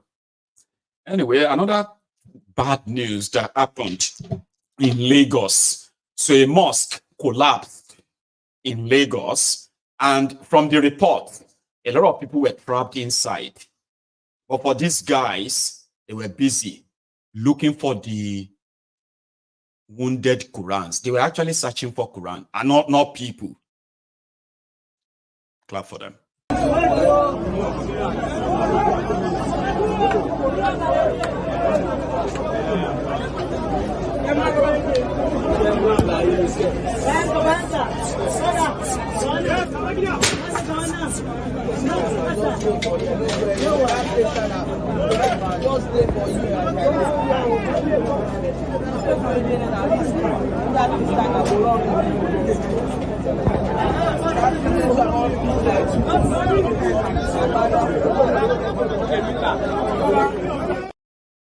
They were able to save the lives of so many Quranic books. Some of them like torn and all that, but they were able to save and rescue them from the collapse.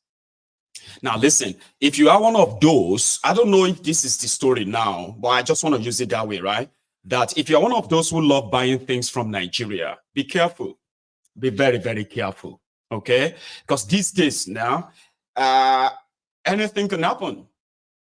Listen, I haven't seen a shea butter this massive in my life. Shea butter is alright. No, sorry. Uri is a shea butter. Now in Lagos, they have to mix up something, but good enough, the NDLA get a hold of it. But who will put cocaine inside shea butter, inside Uri, and ship it to the UK? Shea and Fagboni.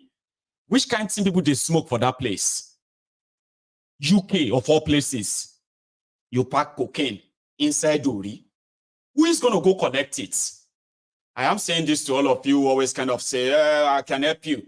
My sister is now in the UK. We'll send it to her. A lot of you will do it for family members. No idea what they are up to, right? They say, Joe, they make back in here. It will be delivered to your address. From there to prison, Neil. But this one didn't work. They cut it at their airports. And take a look.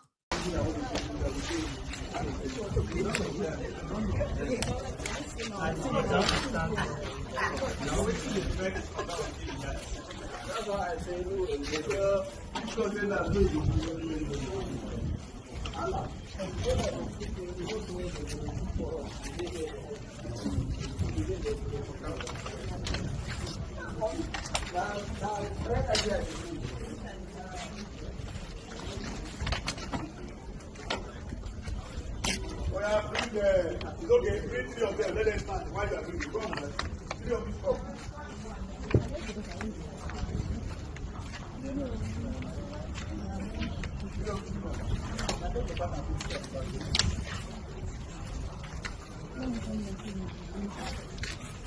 Come on, stand here.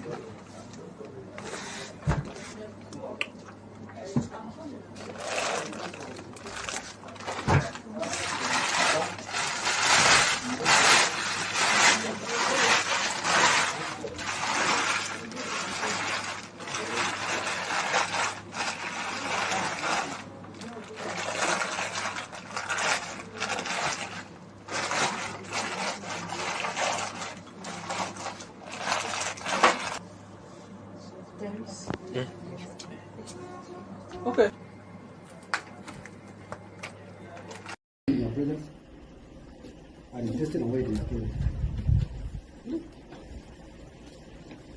These are drafts. Very good. Louder. Count it. 1. Louder.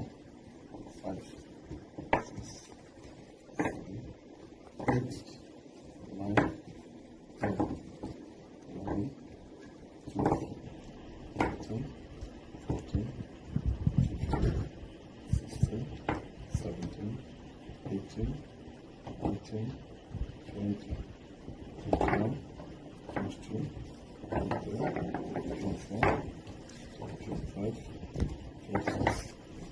27. 28. 29. 30. 31. 32. 33. 34. 35. 36. 37. 38. 39. 40. 41.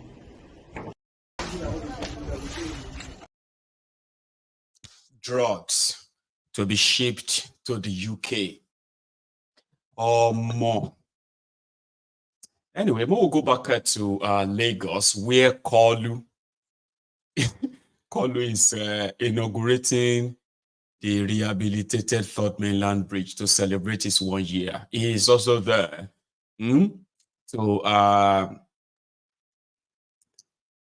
commissioning, then inaugurate. So inaugurates the Lagos Calabar coastal road to nowhere, which Umayyad had this to say yesterday. Ahead of that, okay?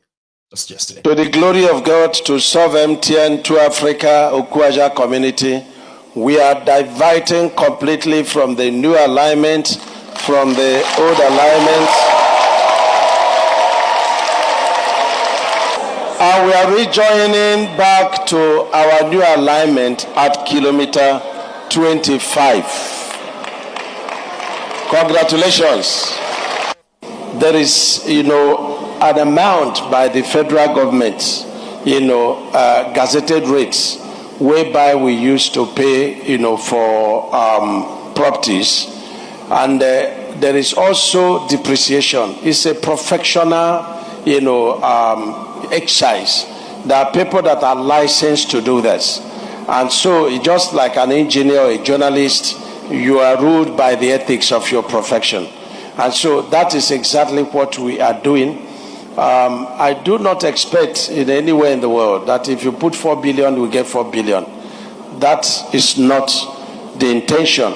The state government, each of them, they also have their rates, which is slightly lower than that of the federal government. And so that is it. So we are using the gazetted rates, and then we are measuring the areas. Sometimes we pay in linear meters, sometimes we pay in volume. But we are being very fair. Even by right, those that built on a gazetted way are not supposed to receive compensation. Those that built within the 250 right of, way of the federal government from the coastline are not supposed to receive compensation.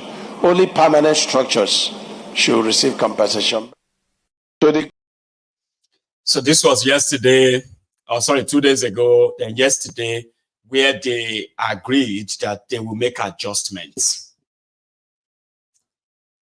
And somebody said, this is after they have destroyed multi-million dollars of businesses. So they are not going to make adjustments. So what that person now said in conclusion is that a day is coming, like Emefiole and Bokuwari. A day is coming that they are going to say everything Devil Humayi is doing,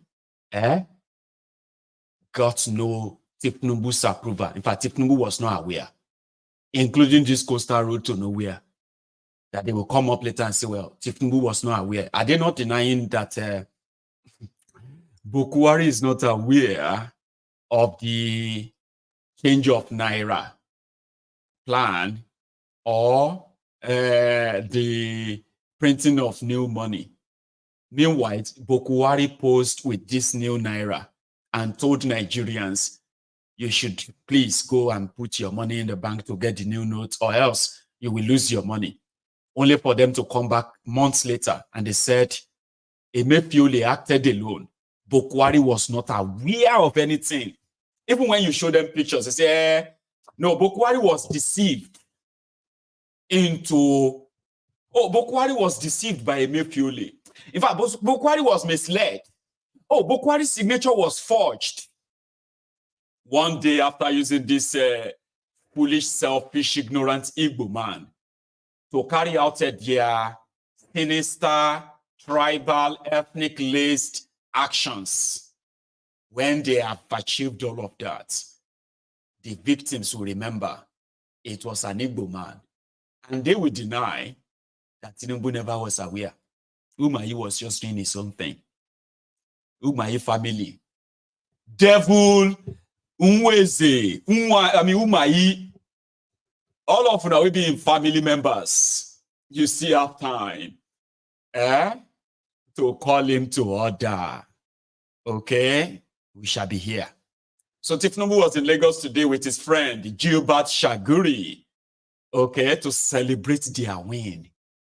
No bidding, no nothing, no environmental impact assessment AIA conducted, no nothing, but 15 trillion on the way is worth celebrating. And that is the highlight of Thiefnubu's 1 year in office. He says, to celebrate that he's going to build you a road. The message here is we have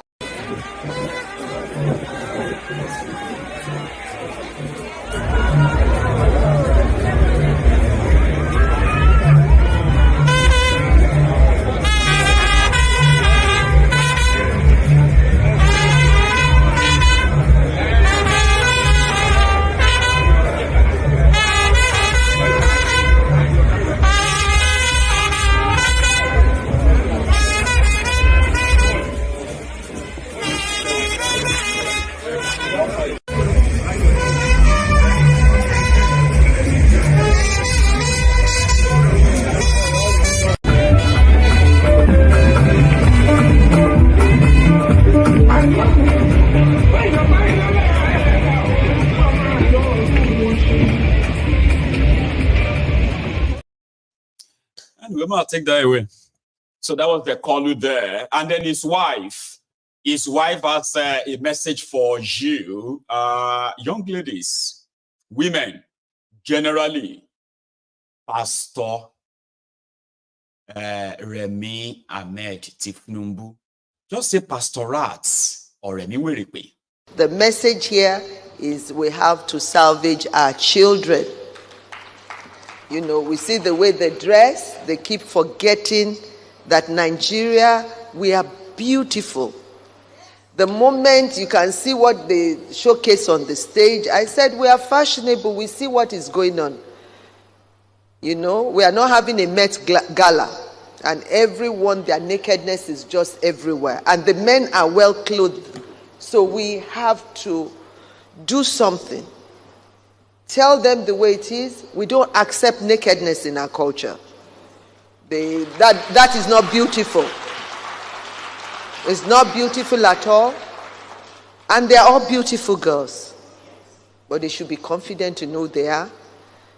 They don't want to be like, even they are mimicking and trying to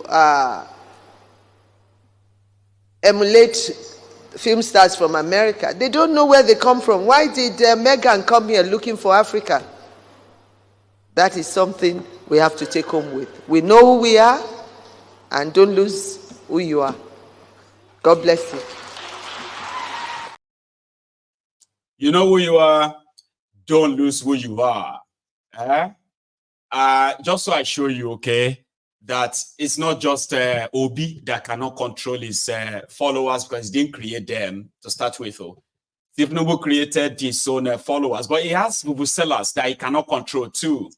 Even when he tells them, like, shh, praise singers will be praise singers. Have you seen this?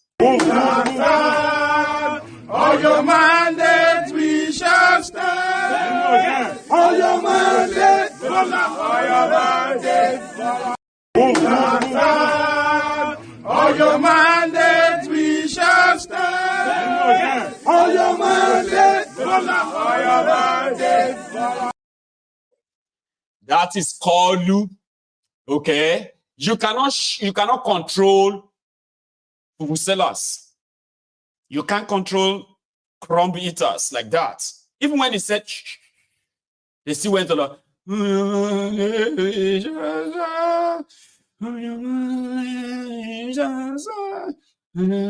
You just put money in their mouth and they will probably shut up or even sing more. See, I have a lot still left unsaid. But can you believe it? I've actually spent like 2 hours with you already. So let's take calls. Let's have a chat. So if you are here with me, listen, do you know that despite me kind of coming around to tell you that you need to pay your offering, you need to like the broadcast to show that you are here. Over 2,000 people watching on YouTube, over 100 on Facebook, even over 100 on Facebook have done so well with over 130 offering put there. That's solid. But what do you say to people who have like who are over 2,000 and we could only get ourselves down to 800? So please do more. I'm going to go for a tea break. When I come back, I'll take us tonight. Don't go anywhere yet. Thank you.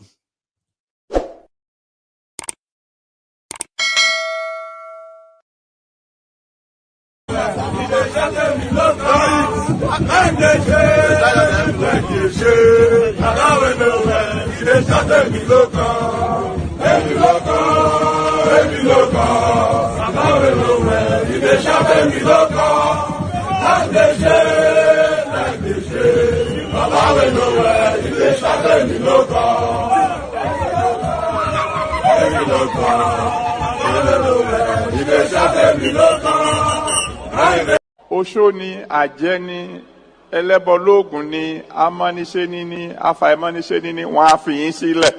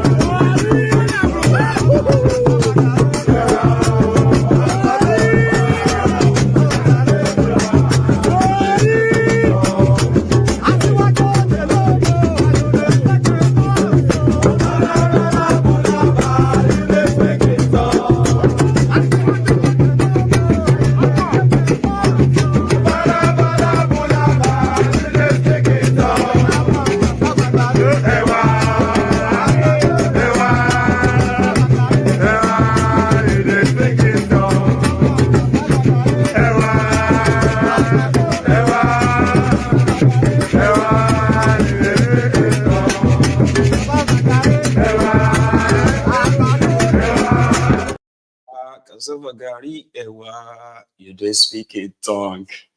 Thank you so much. I have a caller. Hello there. Sakpa Malekum, my brother. Wa alaikum Sakpa, Baba. How are you tonight? Man, I'm doing good, man. Doing good, man.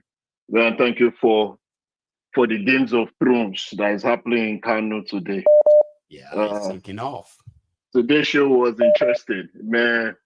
First of all, honestly, guy, I didn't want to call, but you just had to put Rat on the screen. And man, Pastor Rat, that bitch, please show some respect. That bitch, Pastor Rat. That bitch did not disappoint, bro. Can you even imagine? The bitch never disappoints. She is on point with her bitchness. That is the beautiful thing about Rat. When a bitch wants to be a bitch, that is Rat. I mean, with what that is going on in Nigeria, she's worried about how Nigerian girls are dressed. And the show Kalu boob. So what do you expect? Have you not seen this screen there? We'll call you the you cannot be showing this man this here. So we need to put on clothing. As in, with what is going on. I mean, it's not what is not. I beg. What is that northern state that wants to marry underage girls? About the Niger speaker of Niger States.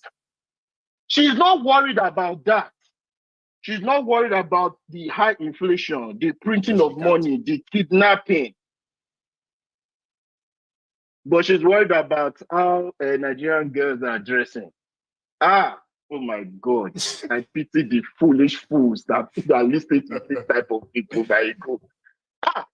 These slaves cannot be saved. They cannot be saved. My God, she said all that, and people actually clapped their hands. They have to. Omo, you can't go. Nigeria is dead. Nigeria is gone. Come back. Yeah, Nigeria is gone. It's like people and people will defend that. Now let us now leave Rat. Let us now go to what is happening in Kano State. The Game of Thrones. Yeah, the Game of Thrones, the Game of Terrorists. You said it's a game of terrorists.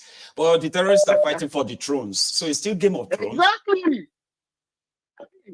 Yeah, it's the game. Game of Thrones, the terrorist edition. Okay. I mean, let us look at these northern people, right? You see, this is why I generally have no respect for them, and I don't care if they cry.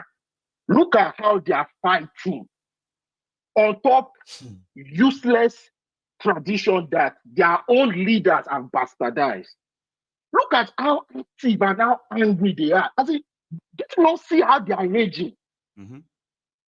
But they will not rage like that so that they can have organize yourself that way. But every day, they are on Twitter, they are on Facebook, asking the Igbos to come and join them so that they can protest against the Thiefnubu. Baba, you can call out all those people. You couldn't call them out to demand for good governance. Or you are doing that for everyone. First of all, I trust sensible Biafrans. They are not even listening to Northerners. I trust them. So I'm not even worried about that aspect. What I've seen now, I want to speak to those moderate Northerners, those ones that are silent closet terrorists, that would insult us for condemning foolishness. But look at how their fellow Northerners are raging because of political position. I go, and yet you will see Peter Obi is doing borrow for them. But when he's telling them, stand up for your right, we cannot disobey Allah. No. And they cannot vote for him too. And we cannot vote for, 2027 is near. Let me leave Obi aside. Let us now go to the confessor. Let's go to the confessor. See, I'm very happy. Like, I was speaking with Martinelli the other day. Martinelli was telling me how, people were raised with respecting Wole Soyinka. Luckily for me, when it comes to Wole Soyinka, I'm indifferent about him because my parents, even though I'm full-blooded Yoruba, they never brought Wole Soyinka in my side, in the sense that I think my parents knew that the guy was trash. So he was one of those Yoruba people that they never told me to respect. I know the Yoruba people that they told me to respect. Guys like the Oni of Ife, Alafi of Oyo, Obasanjo. But Wole Soyinka, exactly. Sorry. It's memorial. You've lost contact. You don't even want to cry. I don't care. I laugh me for you. I laugh you for you. Whatever the guy, I don't care. I want them all gone anyway. But go on. But the thing is that my parents never indoctrinated like me towards Wole Soyinka. But I used to wonder why a lot of my age mates, when I was in high school, then they were always like when I say something, not abuse the man or disrespect him, or if I should say I don't really care about it. You see how they will come for me. But now, look at him at the age of 90. A bigot. A standard bigot. A standard bigot. And And all they have to tell us, I mean, do you know something? Like this guy, Obi, you know him now. Like he's always there trying to be the Mr. Nice and all of that. Man, this guy went to his house and he went there and he went to say, I've heard all this backlash and stuff there, right? But leave them. These are young people, okay? They are just reacting, but I promise you, okay, that will never happen again. But you came back, you attacked him again, and his supporters are responding. Now you want to throw in respect, kind of. Like, this is something that is unprovoked. No, it is not that this guy is disobedient. It's not as if that Obinko came out and said, look at that Wale Soyinka self. Is this, and then obedient started, no. Should I tell you what some of their excuses? And you started dropping, don't you have respect in it? Like, my God, let me tell you what their excuses are telling me over here. Yeah. Their excuses is, Obi too should learn how to talk to his supporters. He should talk to people like Aisha, Yusuf. I said, that he mad. I won't tell the person that even if Obi mess up, obedience go enter and say they go enter the guy. Like they can't even wait. They want now. They could go one on top of the page say, "Oh, Benny, this one you are my friend." Now themselves go see the tackle themselves. Are you trying to abuse Obina? Are you trying to kind of criticize Obina? What is wrong with you? They're going to fight themselves. People where they give them, he will be they collect. But it is all intentional. It's all planned for people who are aware. Obi is also collecting from his own people, and regular. They just want to just throw Obi's name just for I just don't know. But like what that is for that their bigotry, they want true emperor. Okay, they don't give a damn about Obi. I love what that said. You know what that said? I love what that said. He said Soyinka is a distraction and is using 1960s and 70s English. Dati could not have said it better. He is a distraction. To entertain the bigot. He's going to die a bigot. He's going to be remembered as a bigot. He will be remembered. He won't be remembered as all those lies they told us anymore. He will be remembered as a old bigot that died without shame, even though he should.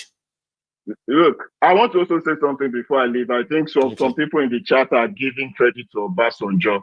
Yes, I understand Obasanjo, what the some of the good, but Obasanjo is part of the destroyer of this nation, and we need to also hold him accountable. So you can't kill him and begin to say, oh, if he's associated with somebody I like, then he's fine. No, come on. Exactly. Obasanjo is part of the problem of Nigeria. We should never forget that Obasanjo destroyed Nigeria. I do not care whether he saved Nigeria from death. I do not care whether he brought this or brought that. I don't care. He destroyed Nigeria. He was part of the military regime. Yes. Anyways, Michael, thank you for all you do. One true emperor. God bless you, Baba. Thank you so much. And that's one true emperor, ladies and gentlemen. Here is another caller. Hello. Yeah, hi there, Michael. Hi, Baba. How are you? Yeah, how are you today? Yeah, I'm all right, man. I'm fine too. Please. Yeah, it's been a while, man. I appreciate your programs and your submissions and your topics. Are very intriguing. Yeah, it makes us we Nigerians in diaspora. It makes us feel at home. It makes it feel like you are there. You can see. You are there because all the happenings, right? You coordinate and collate every aspect of the bring it to us, back to us, right? I appreciate that. Thanks, sir. Thank you so much. Yeah, is this Omale nonsense, right? That I can't comprehend with this Omale Yoruba and Omale nonsense. It doesn't make sense. It doesn't. Because the Thiefnubus that I know, Madam Afunroye Thiefnubu is from Ogun State. That's right. Originally. And she never gave birth to any child in her life. No. Madam Afunroye married, and if you call marriage, because there was no celebration, right? I think she was sleeping with her houseboy. That's what's the name of this guy from Borno State, Adamu. Because she couldn't give birth to any child, right? She gave the guy the liberty to sleep with any woman, and those are the children they brought back to her as her children. So Adamu now, who is the husband of Efulore Thiefnubu now, is from Borno State. Okay. So naturally now, most of the Thiefnubus now who claim to be Thiefnubus, right, to be Yorubas now, their heritage, right, their origin, right, is not Yoruba, it's Borno State. But where I can't understand now, where does our president now, Bola Tinubu comes in? Because according to history, that woman is not her mother, his mother. No, history never presented her as his mother. Okay. That's right. It was adopted by her. Okay. That was how their story, the history they presented, right? He is married to a man. I think what's that? Mamadou from Kanuri. His name is Mamadou. No, I'm talking about Ribadu Mogaji now. The one that Thiefnubu called his mom. He was adopted from a home in Ibadan. Okay. Okay. And this story, right? In fact, including the story of his mom, and when his mom died, you know, there is a guy called Yinka Odumake. He happened to be. Right. I know Odumake. He happened to be, when he was alive, during that their struggle then, right? He happened to be a very much a confidant of some of these guys in Nadeko then, okay? He had that. That's right. Yeah. Odumake, friend of friend. You get it. So he came out. Yeah, he came out when these excesses of this Thiefnubu was too much then. And Thiefnubu was trying to make everyone who doesn't agree with him or Malay Yoruba kind of idea. It's a terrible political arrangement, sort of ideology. Yinka Odumake came out and he broke everything. He was the one who told us his real name. Shangodele. Anyway, right? It was the one who told us his name. Not just that. It was the one who told us where he came from in Iragbiji, the name of his mother. But Thiefnubu, controlling the media in the West, has managed to make that story unpopular till tomorrow. So yeah, he never claimed that, the Thiefnubu is an adopted name. It was never in any way blood to the Thiefnubus who he associated with. But your story about the connection between... what I'm trying to establish now is that the Thiefnubus, right, are not actually originally Yoruba, so they are all Mali. They are all Mali. That theory of Omali, okay, I'm with you. Yes, they are all Mali. So this Omali nonsense, right? I don't know where it's coming from, because Nigeria shouldn't be built on Omali narrative. Let me take you back to Edo State. Yes, sir. Apata was his first name. The governor aspirant of Olumide Apata, or Saibubu Apata, is the seventh generation, right, of the Apatas that are in Edo State. They are Yorubas. Have you ever heard any Edo State person from Edo State calling that guy Ramale? Never. So right, they wanted to use his name to say, oh, what happened is that it doesn't have direct connection with Benin and Edo and all that, but people quickly came out as, are you mad? Like, are you mad? And that never fly. Let me give you another joke, right? The PDP candidate now, the PDP candidate now, who is originally, right, all generation from Edo State, right? They call him a foreigner because he doesn't speak, he can't speak the language because he was born in Lagos, grew up in Lagos. Can you imagine that? That's the way it's supposed to be. It has to be an identity with where you come from. It's not about your tribe or ethnic. It has to be you, this person. What can it do for us? Yes. You know what I'm saying? That's where we're getting it wrong. And I'm very glad that the political dispensation of Nigeria now is expanding, right? And listening to what the youths detect. The youths are detecting what the narrative. Before, it was the elders that detecting it. Now it's the youths. Look at look at the backlash Wole Soyinka is getting from what decision he made recently. Look at the backlash. Wole Soyinka will never, ever try that nonsense again.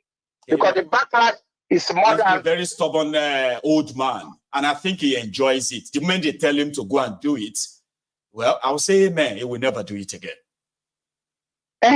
What we don't understand about Wole Soyinka is that the guy, The guy, make a picking the guy now serious Igbo smoker. Now ganja is a ganjalist. See, there's something about smoking Igbo, right? You see, the people that abuses it, those who don't get schizophrenia, they possibly are smoking more than Igbo. I have Igbo smokers. I have friends who got kind of born this, right? These guys are normal people, right? Yeah. You know I don't know if you wait to that if he be something stronger or worse. Some said he has dementia, he's sick already. I'll say, well, we have Ayo Banjo. You see, Ayo Banjo is over 93. And the man is still there. He's cognitive, what do you call it? He has all that. So what the hell is wrong with Soyinka? If not because... But what people don't understand about Soyinka, right? We know Soyinka. People don't understand Soyinka. Soyinka, you know, might be academically brilliant, right? Yeah. But diplomatically is a zero.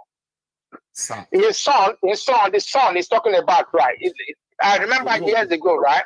I remember his first son was living with my brother's friend who is a Muslim. Becky, not Muslim now. Who is my brother's friend, right? Who said we both invested in London. That's where Wole Soyinka's son. He grew up with that lady.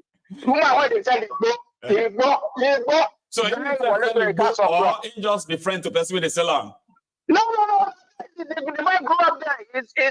I don't understand. That explains it. No, that explains it, Baba. Ma, take another one. Okay. Thank you so much. Because see, I have a friend here. Well, I don't know if I'm still gonna be his friend anyway. So yeah, and that is Omoyele Sowore. He has a very brilliant idea of what cannabis could be used for. Now, every time we say it is smoke Igbo, it is smoke Igbo. Majority of what that is smoke for Nigeria will be Igbo. Okay, it is stronger, it is higher, and in fact, it has helped so many people to run Shoko. So whoever is coming to refine it, who knows? The cure from all this madness could also come from the same Igbo. But that won't come from me. I'll leave it at that. So my line is still pretty much open. Okay. I know it's so busy, but guess what? You can still find your way on here. Okay.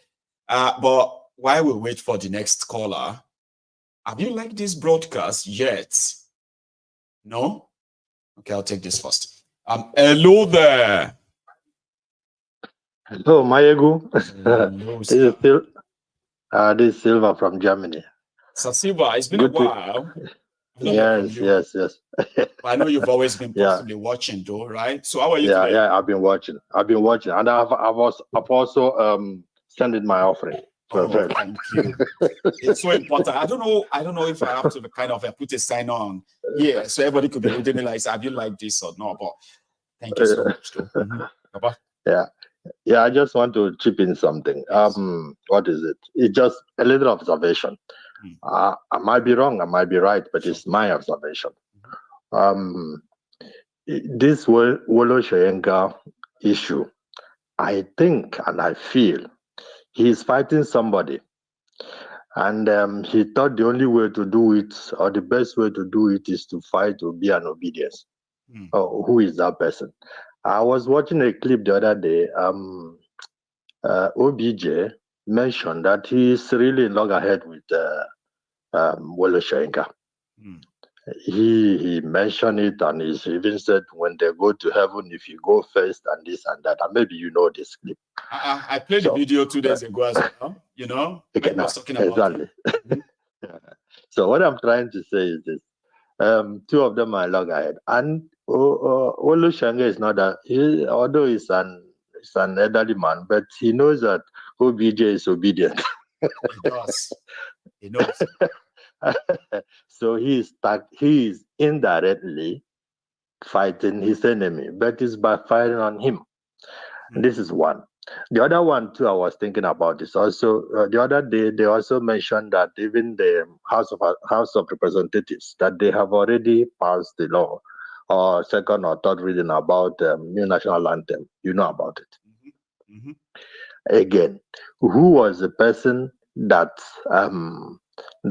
brought in that legacy of this national anthem, the current one? It's OBJ. It's OBJ. It was Somebody was even trying to correct me and said, no, it was Muritala. I was like, come on, calm down. Muritala was just there for a few months, remember?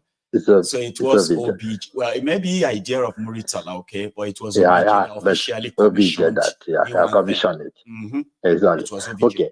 Now my point is this. Who remember that during the time Thiefnubu was campaigning or trying to look for those that will endorse him, he went to OBJ. And we know what transpired. Yes.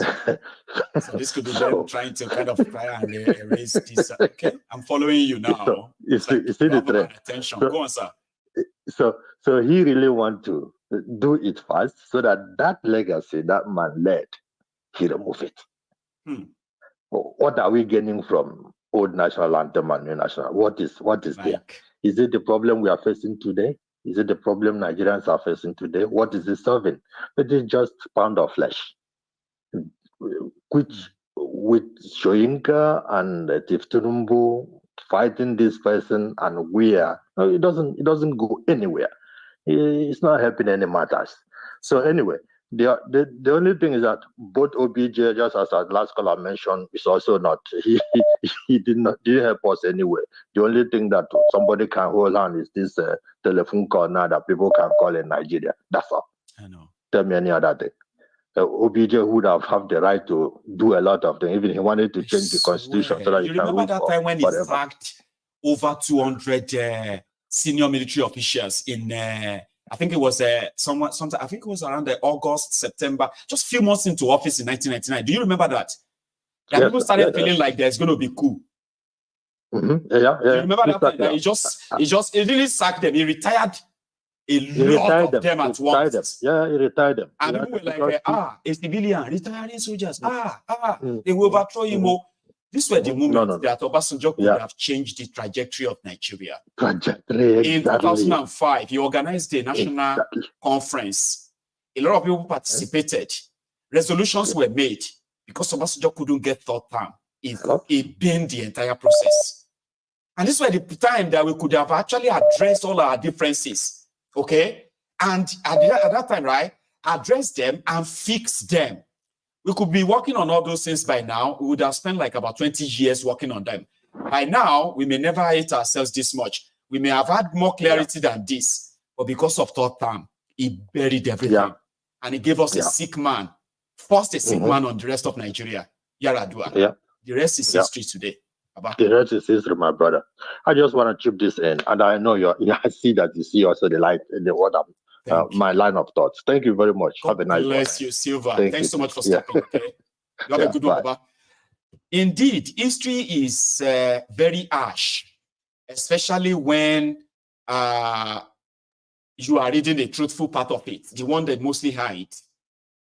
Oh no, chance missed opportunities. That's the story of Nigeria. And a lot of us are now done and tired with all that nonsense. Once we push and push and push and we push this entire thing to the cliff and we help them throw Nigeria off the cliff, by the time it falls down and is scattered, right, we will be there when new nations will emerge from that. From the rumble. It's going to happen. Because you are never going to deceive us for too long anymore. You've done it with our parents. It worked.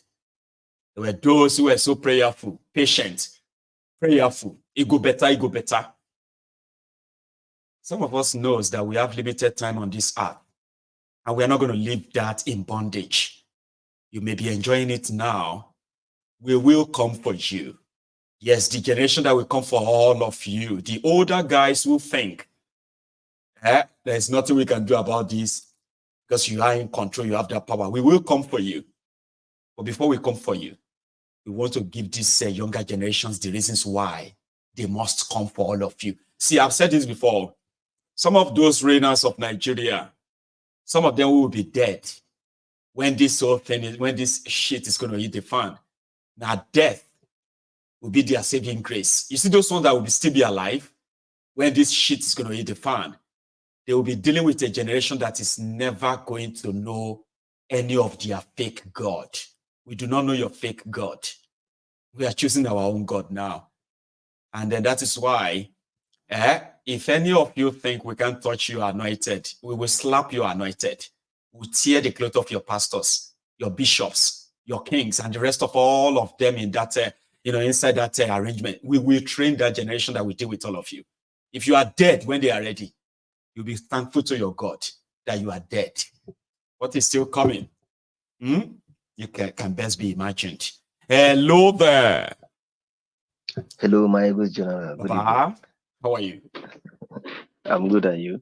I'm very well, man. Is that Ferdinand, right? Yeah. It is Ferdinand. I have to guess.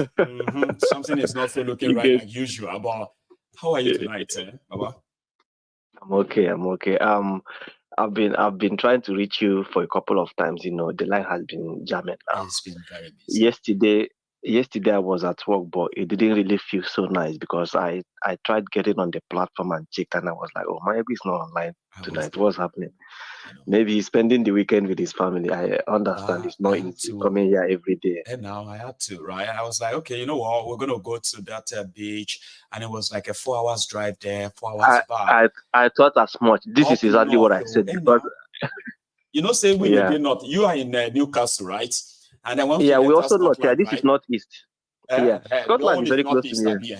Our own is like, I don't know, maybe not north. Okay, so we have to go to this far.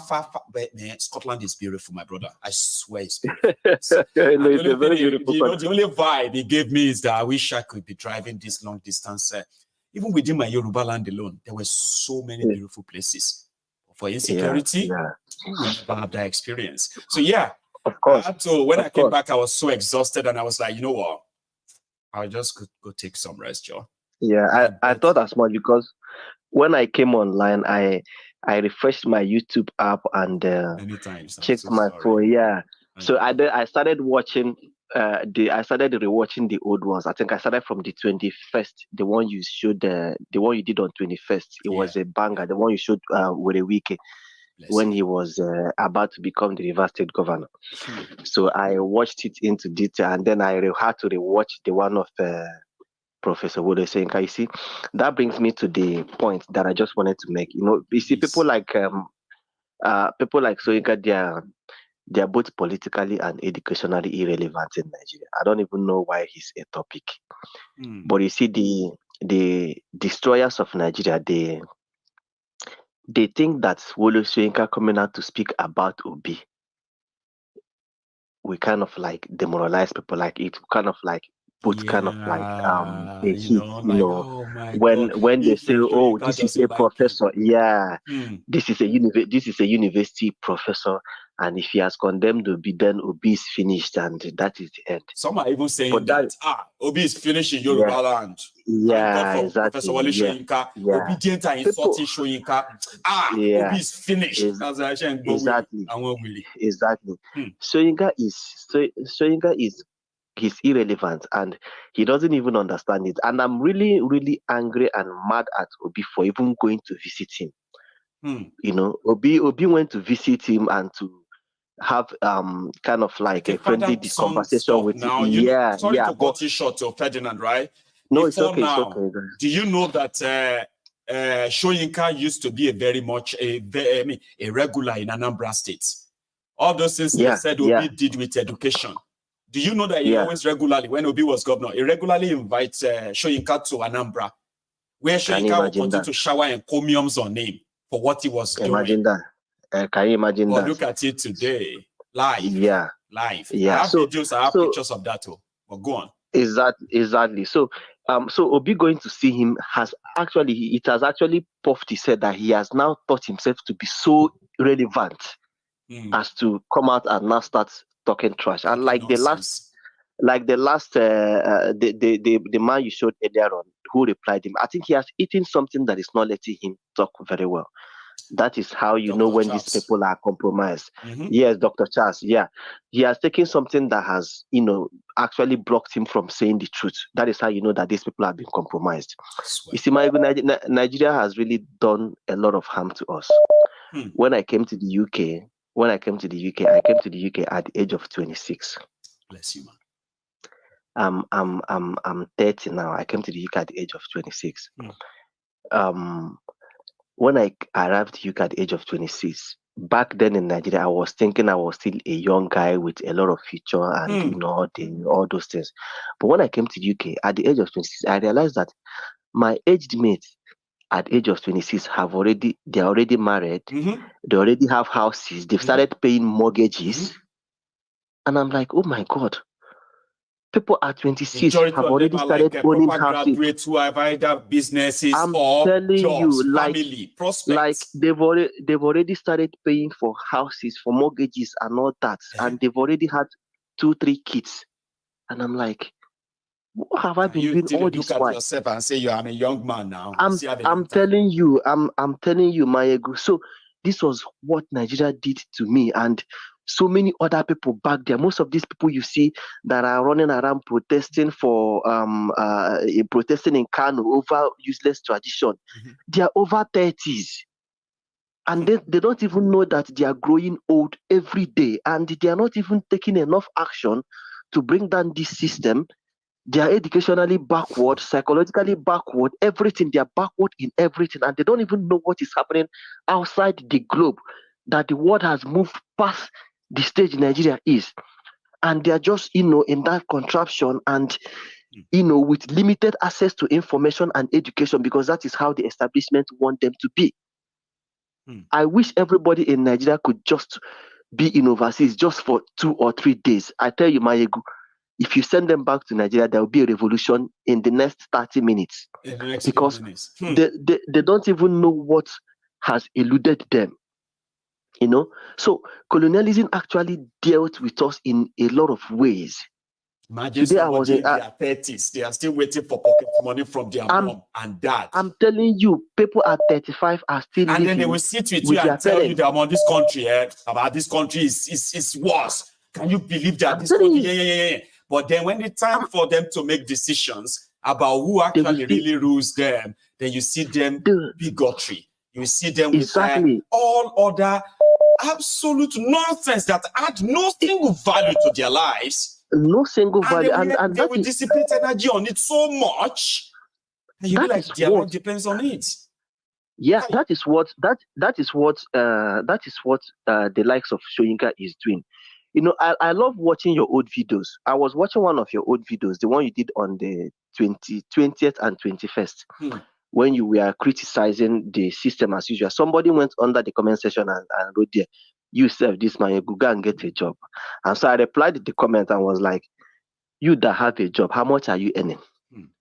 You get it? And these are the kind of people they put everywhere on social media to defend them. And people keep defending their inability to pilot the affairs of Nigeria. And so Mayegu is a very, very, very bad situation. And whether they like it or not, you see, Nigeria is going to split. That one is certain. Just like the colonial masters came and carved some northern part of Cameroon into Nigeria, and then carved some southern part of Nigeria into Cameroon. You know that the southern part of Cameroon, they also want to break out from Cameroon. I think they call themselves the Ambazonians. The Ambazonians, yeah. Yeah. There was a time Nnamdi Kano had a one-on-one, I think, is it a discussion or was it a kind of like interview with their own leader there? Because they're also being marginalized. Yeah, they're also being marginalized by the North.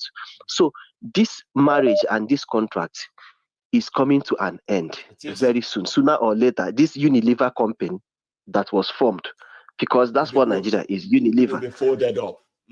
Yes, this Royal Niger Delta company that later became Unilever, it will split, and the board of directors, the stakeholders, both internal and external, everybody will go his or her own separate ways.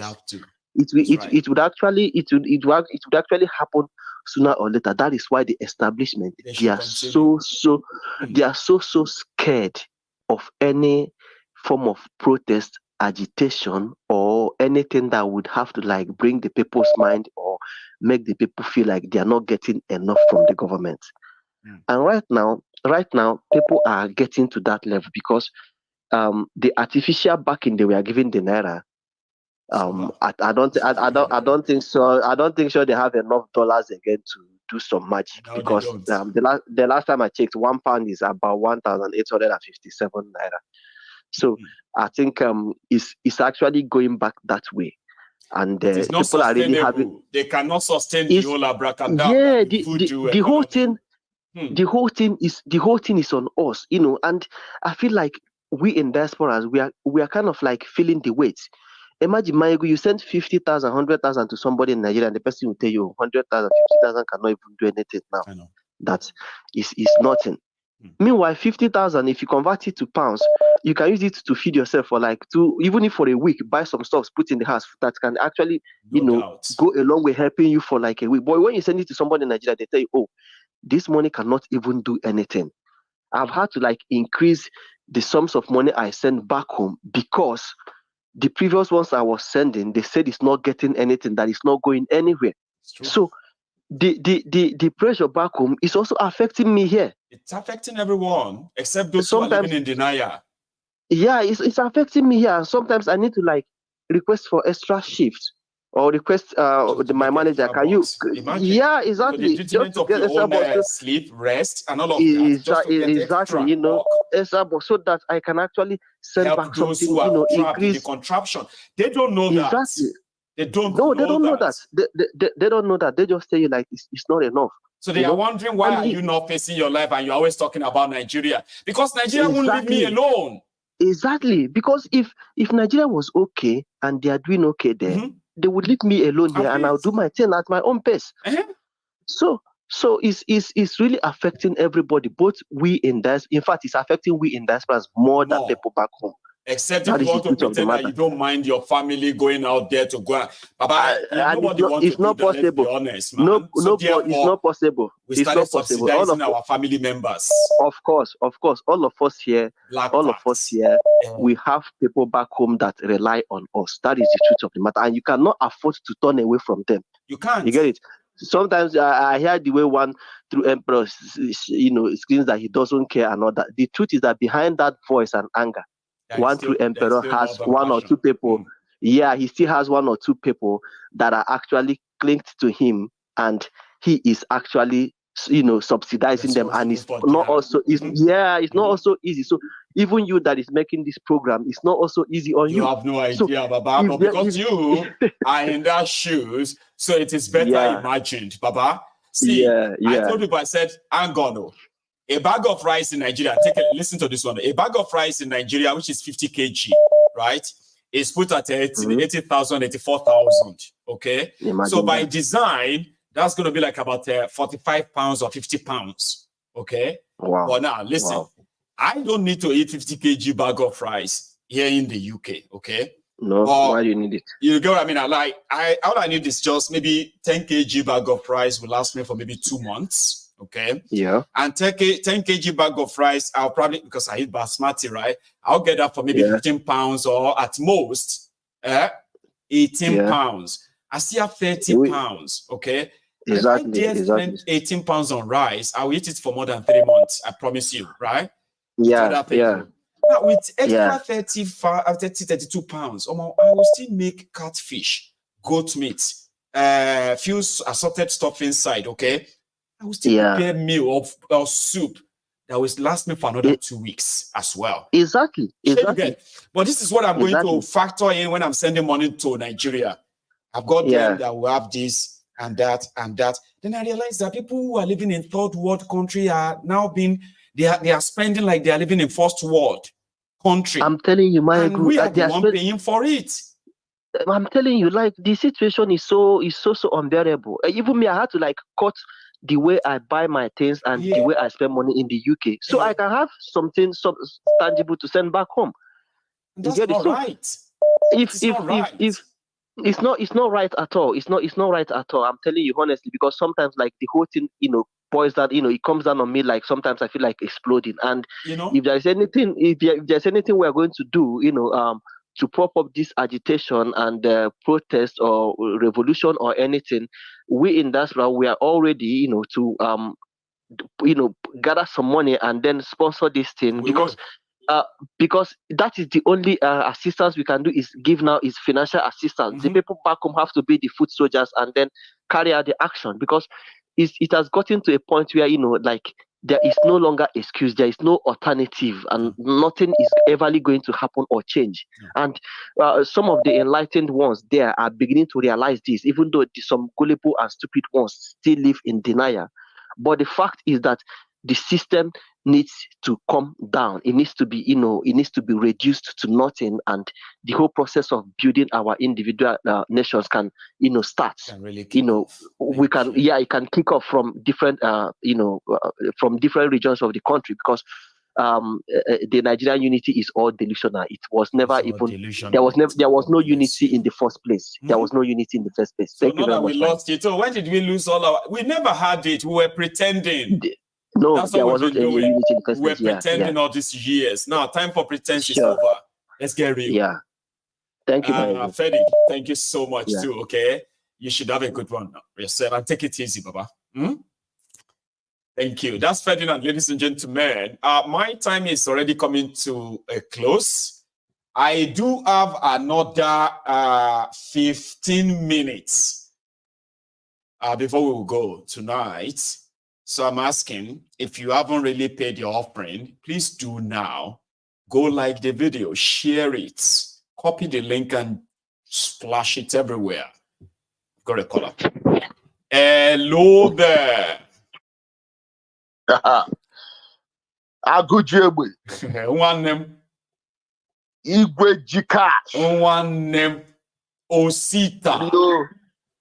If the world doesn't know, they should know that you are the richest man on the planet, because I know you have merchandise and merchants following you everywhere you go. I've got friends that money can't buy. Not many people can say that. So I'm rich. Yeah. And I'm happy. I'm telling you. Osita, you couldn't let this go tonight, would you? So you just to like but I'm always at the background watching. I know. You see, people who misses you are always asking of you. They're asking for prayers. They've asked of you. They've asked, they ask for a lot of us here who usually are like regulars. But it's like the congregation is so big now that some of you have chosen to just observe. Only show up whenever it is so necessary. And I always show up whenever there is a discussion as regards to who this man is. The what they call the professor, the wooled man, who did not invent anything.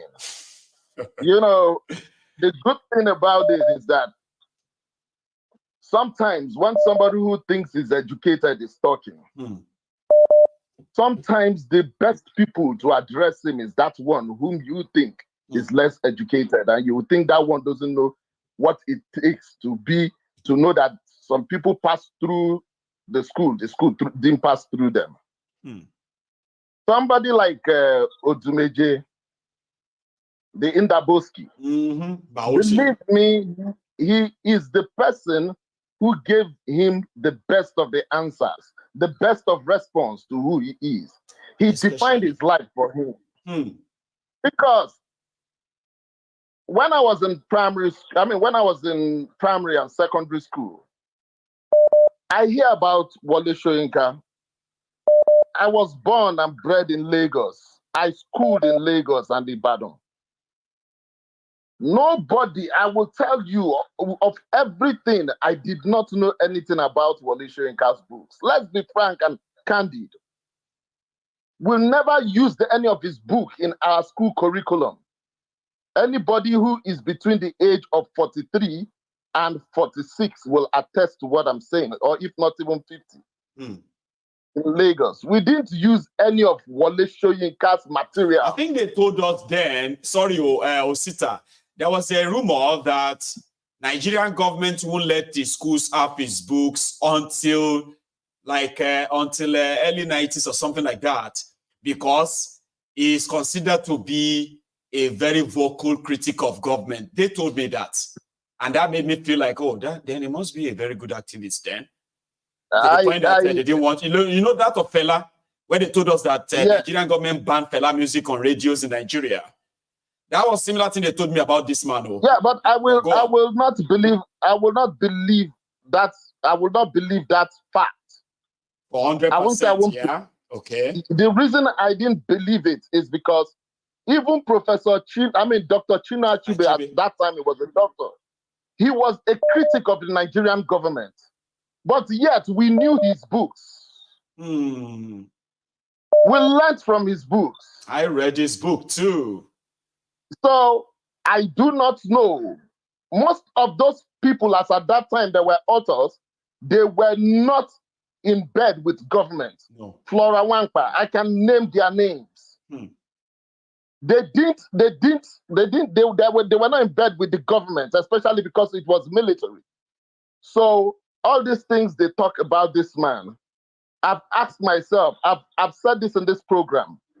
When you say we don't have respect for elders, I mean, we do have respect for elders. We do. And the white man, where we stay right now, they will see an elderly person. They will call him Mr. Brown, Mr. Smith. And our parents will come here and say, no, that the children here, they don't have respect. It is we that have respect. And I ask myself, what have we achieved? What have we attained with this respect that we are talking about? The ends will justify the means. It should.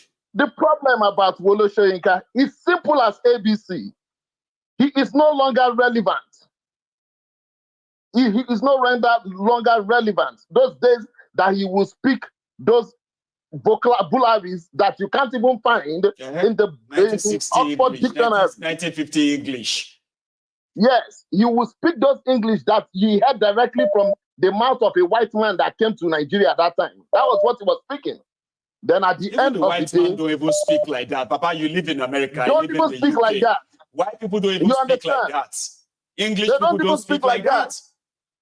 So why? Because he found himself that he's no longer relevant. Yes, I concur with one of the callers who said that he has a beef with Obasanjo. It is not only Obasanjo he has that beef with. There are some people in their own cadets, that their age, that today they are trying to see from the eyes of the youth. Of the young people. They were all blinded. I will tell you, like I was discussing with one of my friends, I said, the biggest disadvantage that we have caused ourselves was actually caused by our own fathers. Our fathers and our grandfathers. Because they allowed these Radamovians, without holding them to concept, without holding them all kind of accountable. Nonsense. Yes. And when they tell them, soldier come, soldier go, stand at ease, they will stand at ease, bend down, they will bend down. Believe me, that is when you will understand that, yes, we are having this problem. The reason we are having this problem is because of our parents, our grandparents, they all failed. Because had it been they take responsibility, account of what is happening around their time, we won't be in this particular mess where we are. Because the people of this generation, the people of your time and my time now is not agreeing with whatever that is happening right now. We are asking questions daily, and that's questions because they don't have answers to those questions, and that is the reason they are misbehaving the way they are doing. Now they are gaslighting us, they are threatening us, they are doing all of this because they don't have any answer. You have failed us. So now you still want to control us. So that we're mad. Yes. Because what I know that he is watching this program, or somebody that is close to him is watching this program.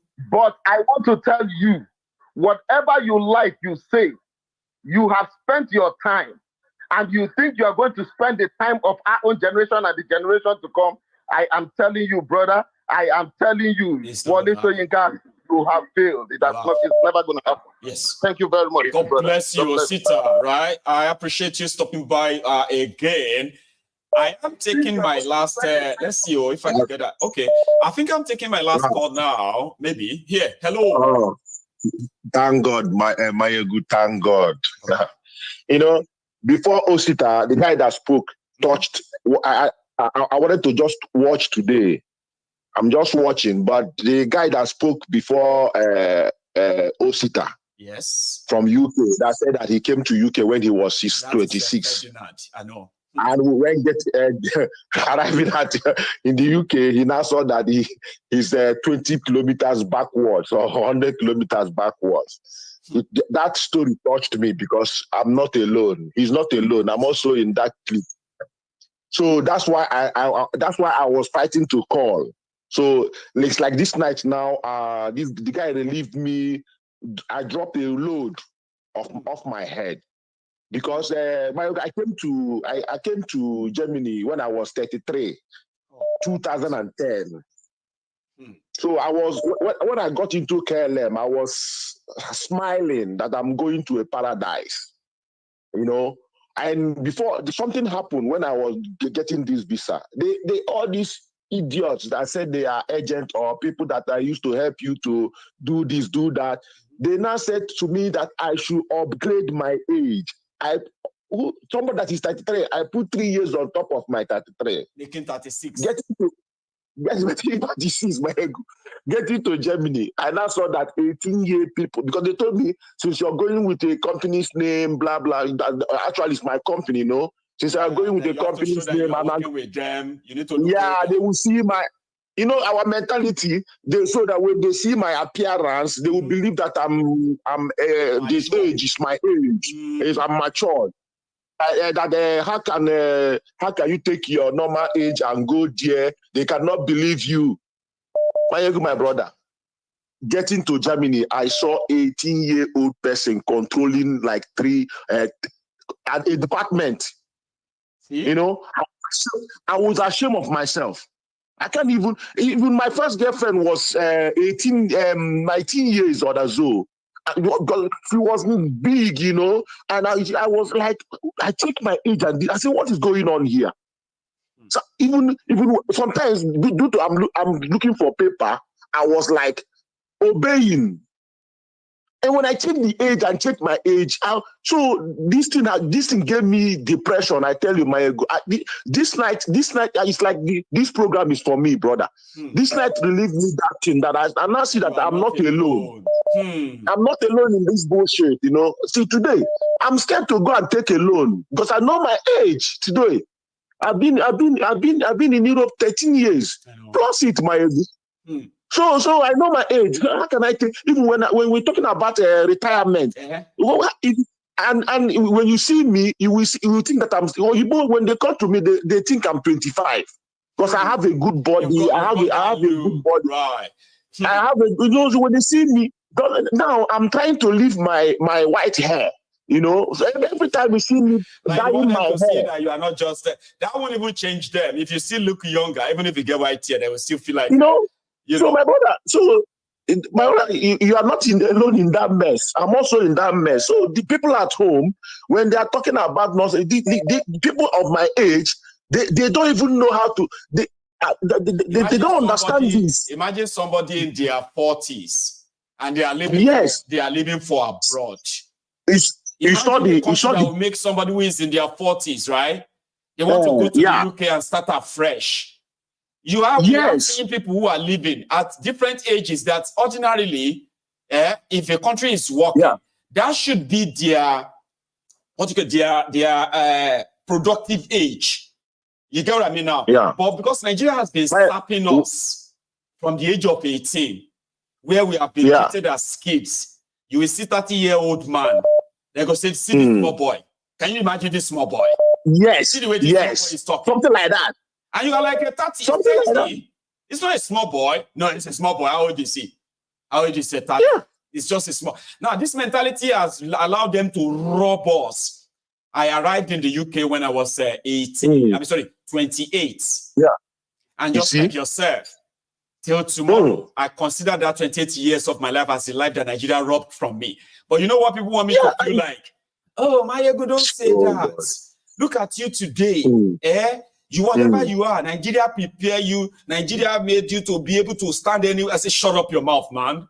We say that to make us feel better. I'm telling you.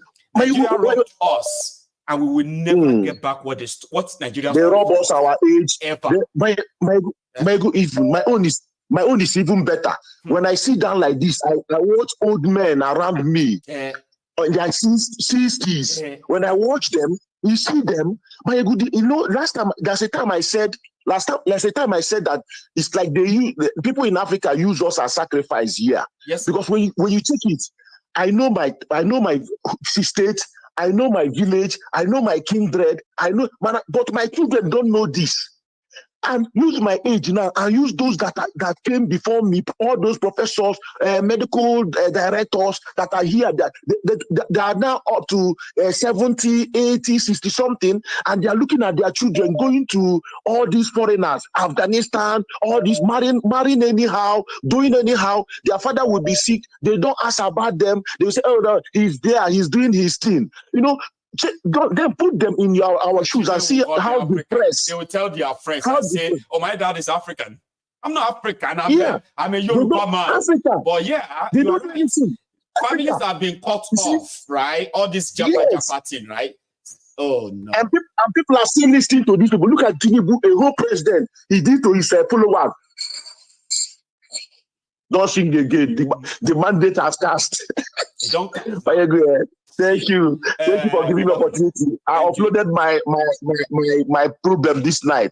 Thank you so much. I was there just to listen. Yes, but tonight we are not all alone. I'm not alone. I'm seeing it now because I experienced it too. Okay, be the glory is what we say now. Thank you, brother. Good night. We don't look like what we have been through, Baba. We don't look like what we have been through. Nigeria robbed us, and that's why I will never forgive Nigeria. Seriously, ever. And I will explain it to everybody who cares to listen. Why? Because once you understand what they have done, and you see what they are doing to these young children today, you see all those children who have been born in Nigeria, their future, their life, their destiny, everything that could make life better for them is being stolen from them as we speak. So the majority of them are going to end up like many of you who are struggling in Nigeria of today, suffering as well. Many of these young children that they are being born today, they have been denied their proper education, which means they will never attain their potential in life, ever. So only a few of them who have a chance of, because they will probably have a leverage here and there. Majority won't. They will end up in that basket, that bracket of poverty. No plan, no nothing for them. I am seeing them do it. They are doing it already for these young children. In 20 years' time, you see all these young children you are seeing today, they will be like me and you, adults, in their early 30s, okay, in their late 20s. Then they will realize, like me and you realized, there was no plan for them. They would have to figure it out themselves. Many will never figure it out. And many would have to also leave that contraption. Do you really want that to happen? Is that the cycle you want to continue? It shouldn't. So that's why we are saying that break it up and save lives. Ladies and gentlemen, this is going to be the end of the chat tonight. Listen, we are having the Yoruba Summit in August, from August 23rd to August 25th. The ticket to attend that is £109. Now, my team is putting together right now on what should come with that. I know about food, I know about souvenirs, I know about so many other stuff that they're going to put together as your welcome package. But the most important thing is that let this be the first, in the recent time, the first gathering of people who genuinely believe that Yoruba can stand alone, and we will stand alone. Now, beyond the internet, straight to your hearts. You should look out for that link, okay? Sign up, book it. And I'll look forward to seeing you here in Glasgow, right? Anyway, but I'll leave it like that. Thank you so much once again, everyone, for your time. And then to our own person, Celia. Tomorrow is your birthday, right? Now, thank God you reminded us today. Hopefully, we will remember again tomorrow as well. And we will remember. Happy birthday to you, Celia. Enjoy the rest of your evening, everyone, and good night from here.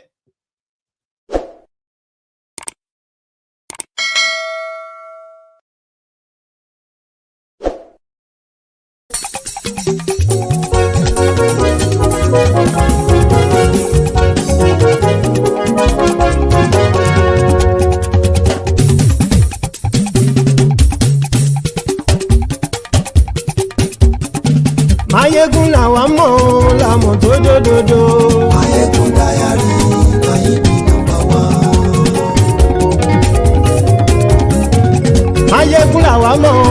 mọ̀ tó jódodo.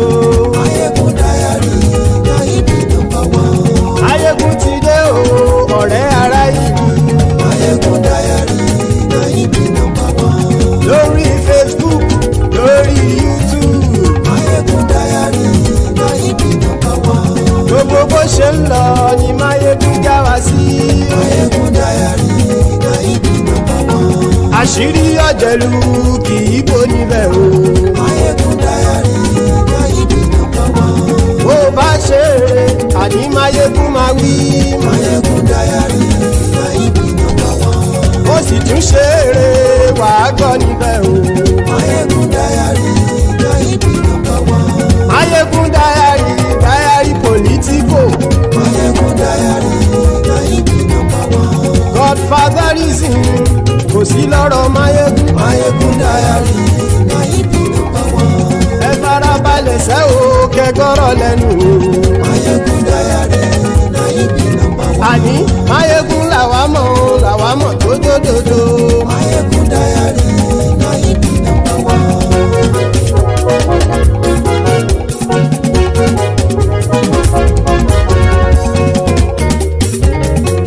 Àní ẹ̀sùn ràkì.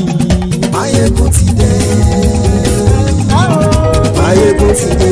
Ọ̀jẹ̀lú ẹ̀sùn ràkì. Máyégún ti dé. Àní ẹ̀sùn ràkì. Máyégún ti dé. Lórí Facebook.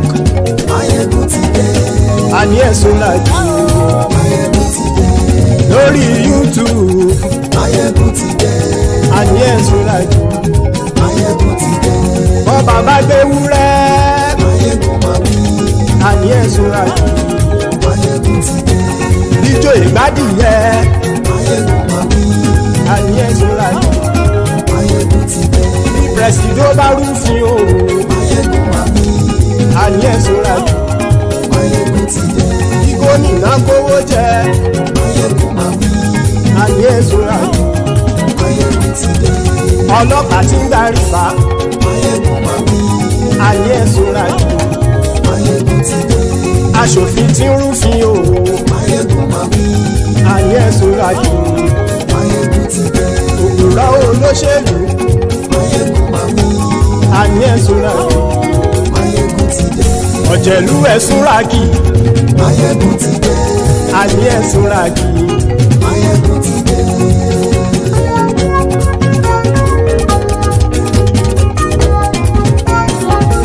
Máyégún ti dé. Gbogbo ọ̀jẹ̀lú ẹ̀sùn ràkì. Máyégún ti dé. Gbogbo ọ̀jẹ̀lú ẹ̀sùn ràkì. Ṣùgbọ́n ní bá ti ṣe èyí tó yẹ kí wọ́n ṣe, ọmọ bá dèrò ní fi wọ́n níran o. Máyégún ti dé. Gbogbo ọ̀jẹ̀lú ẹ̀sùn ràkì. Máyégún ti dé. Gbogbo ọ̀jẹ̀lú ẹ̀sùn ràkì. Ṣùgbọ́n ní bá ti ṣe yìí tó yẹ kí wọ́n ṣe, ọmọ bá dẹ́rọ̀ ò ní fi wọ́n níran. Wọ́n fowó bẹ́ẹ̀ o. Máyégún ó sọ pé wọ́n ò bẹ́ẹ̀. Wọ́n fowó bẹ́ẹ̀. Máyégún ó sọ pé wọ́n ò bẹ́ẹ̀. Oníkanṣá ti ṣe yìí tó yẹ kí wọ́n ṣe fáwọn ará ìlú tó gbé wọn débẹ̀ o. Máyégún ti dé. Gbogbo ọ̀jẹ̀lú ẹ̀sùn ràkì. Máyégún ti dé. Gbogbo ọ̀jẹ̀lú ẹ̀sùn ràkì. Ṣùgbọ́n ní bá ti ṣe yìí tó yẹ kí wọ́n ṣe, ọmọ bá dẹ́rọ̀ ò ní fi wọ́n níran. Kì máa yí ṣe eré. Ọ̀rọ̀ yìí kì í ṣe ẹ̀fẹ̀. Kì máa yí ṣe eré. Ọ̀rọ̀ yìí kì í ṣe ẹ̀fẹ̀. Ẹni bá ti lè lẹ́bọ̀ lẹ́rù o, ọmọ bá dèrò kàṣàyè tú wọn síta. Máyégún ti dé. Gbogbo ọ̀jẹ̀lú ẹ̀sùn ràkì. Máyégún ti dé. Gbogbo ọ̀jẹ̀lú ẹ̀sùn ràkì. Ṣùgbọ́n ní bá ti ṣe yìí tó yẹ kí wọ́n ṣe, ọmọ bá dẹ́rọ̀ ò ní fi wọ́n níran. Tẹnitẹni ọmọ Máyégún ọ̀rẹ́ ara ìlú mọ̀mọ́ ni. Mo mo fọlọ́run sọ ẹ̀ bá kìlẹ́bù lóòótọ́ olódodo ìlú ọ̀tá ìlú mọ̀mọ́ ni ìwọ ṣá máa ń ṣọ́ra kò sì mọ́ bẹ̀rù bọ́tà ń lè rí bóníṣègùn lé káwọn mọ̀mọ́ fi ṣera wọn ni ó ti dẹrùn tí wọn ò gbọ́dọ̀ sè mọ́bẹ̀. èèpo ọ̀bọ lọmọ bá dérò tàjẹ́ ò gbọ́dọ̀ jẹ́ ó ti dọba lórí àbínú ẹni kò sì mọ́ bùyà àìsíwọ́lu ní ẹnìkẹ́ ìgbódì ẹyin lábàrá o ó kó ẹni tó bá dán wò á kàmù máyé ń ti dé gbogbo ọ̀jẹ̀lúwẹ̀ túnra kì Máyégún ti dé gbogbo ọ̀jẹ̀lúwẹ̀ túnra kì o ẹni bá ti ṣe yìí tó yẹ kí wọ́n ṣe ọmọ bá dèrò òní fi wọ́n níran o. Máyégún ti dé gbogbo ọ̀jẹ̀lúwẹ̀ túnra kì Máyégún ti dé gbogbo ọ̀jẹ̀lúwẹ̀ túnra kì ṣùgbọ́n ní bá ti ṣe yìí tó yẹ kí wọ́n ṣe ọmọ bá dẹ́rọ̀ ò ní fi wọ́n níran.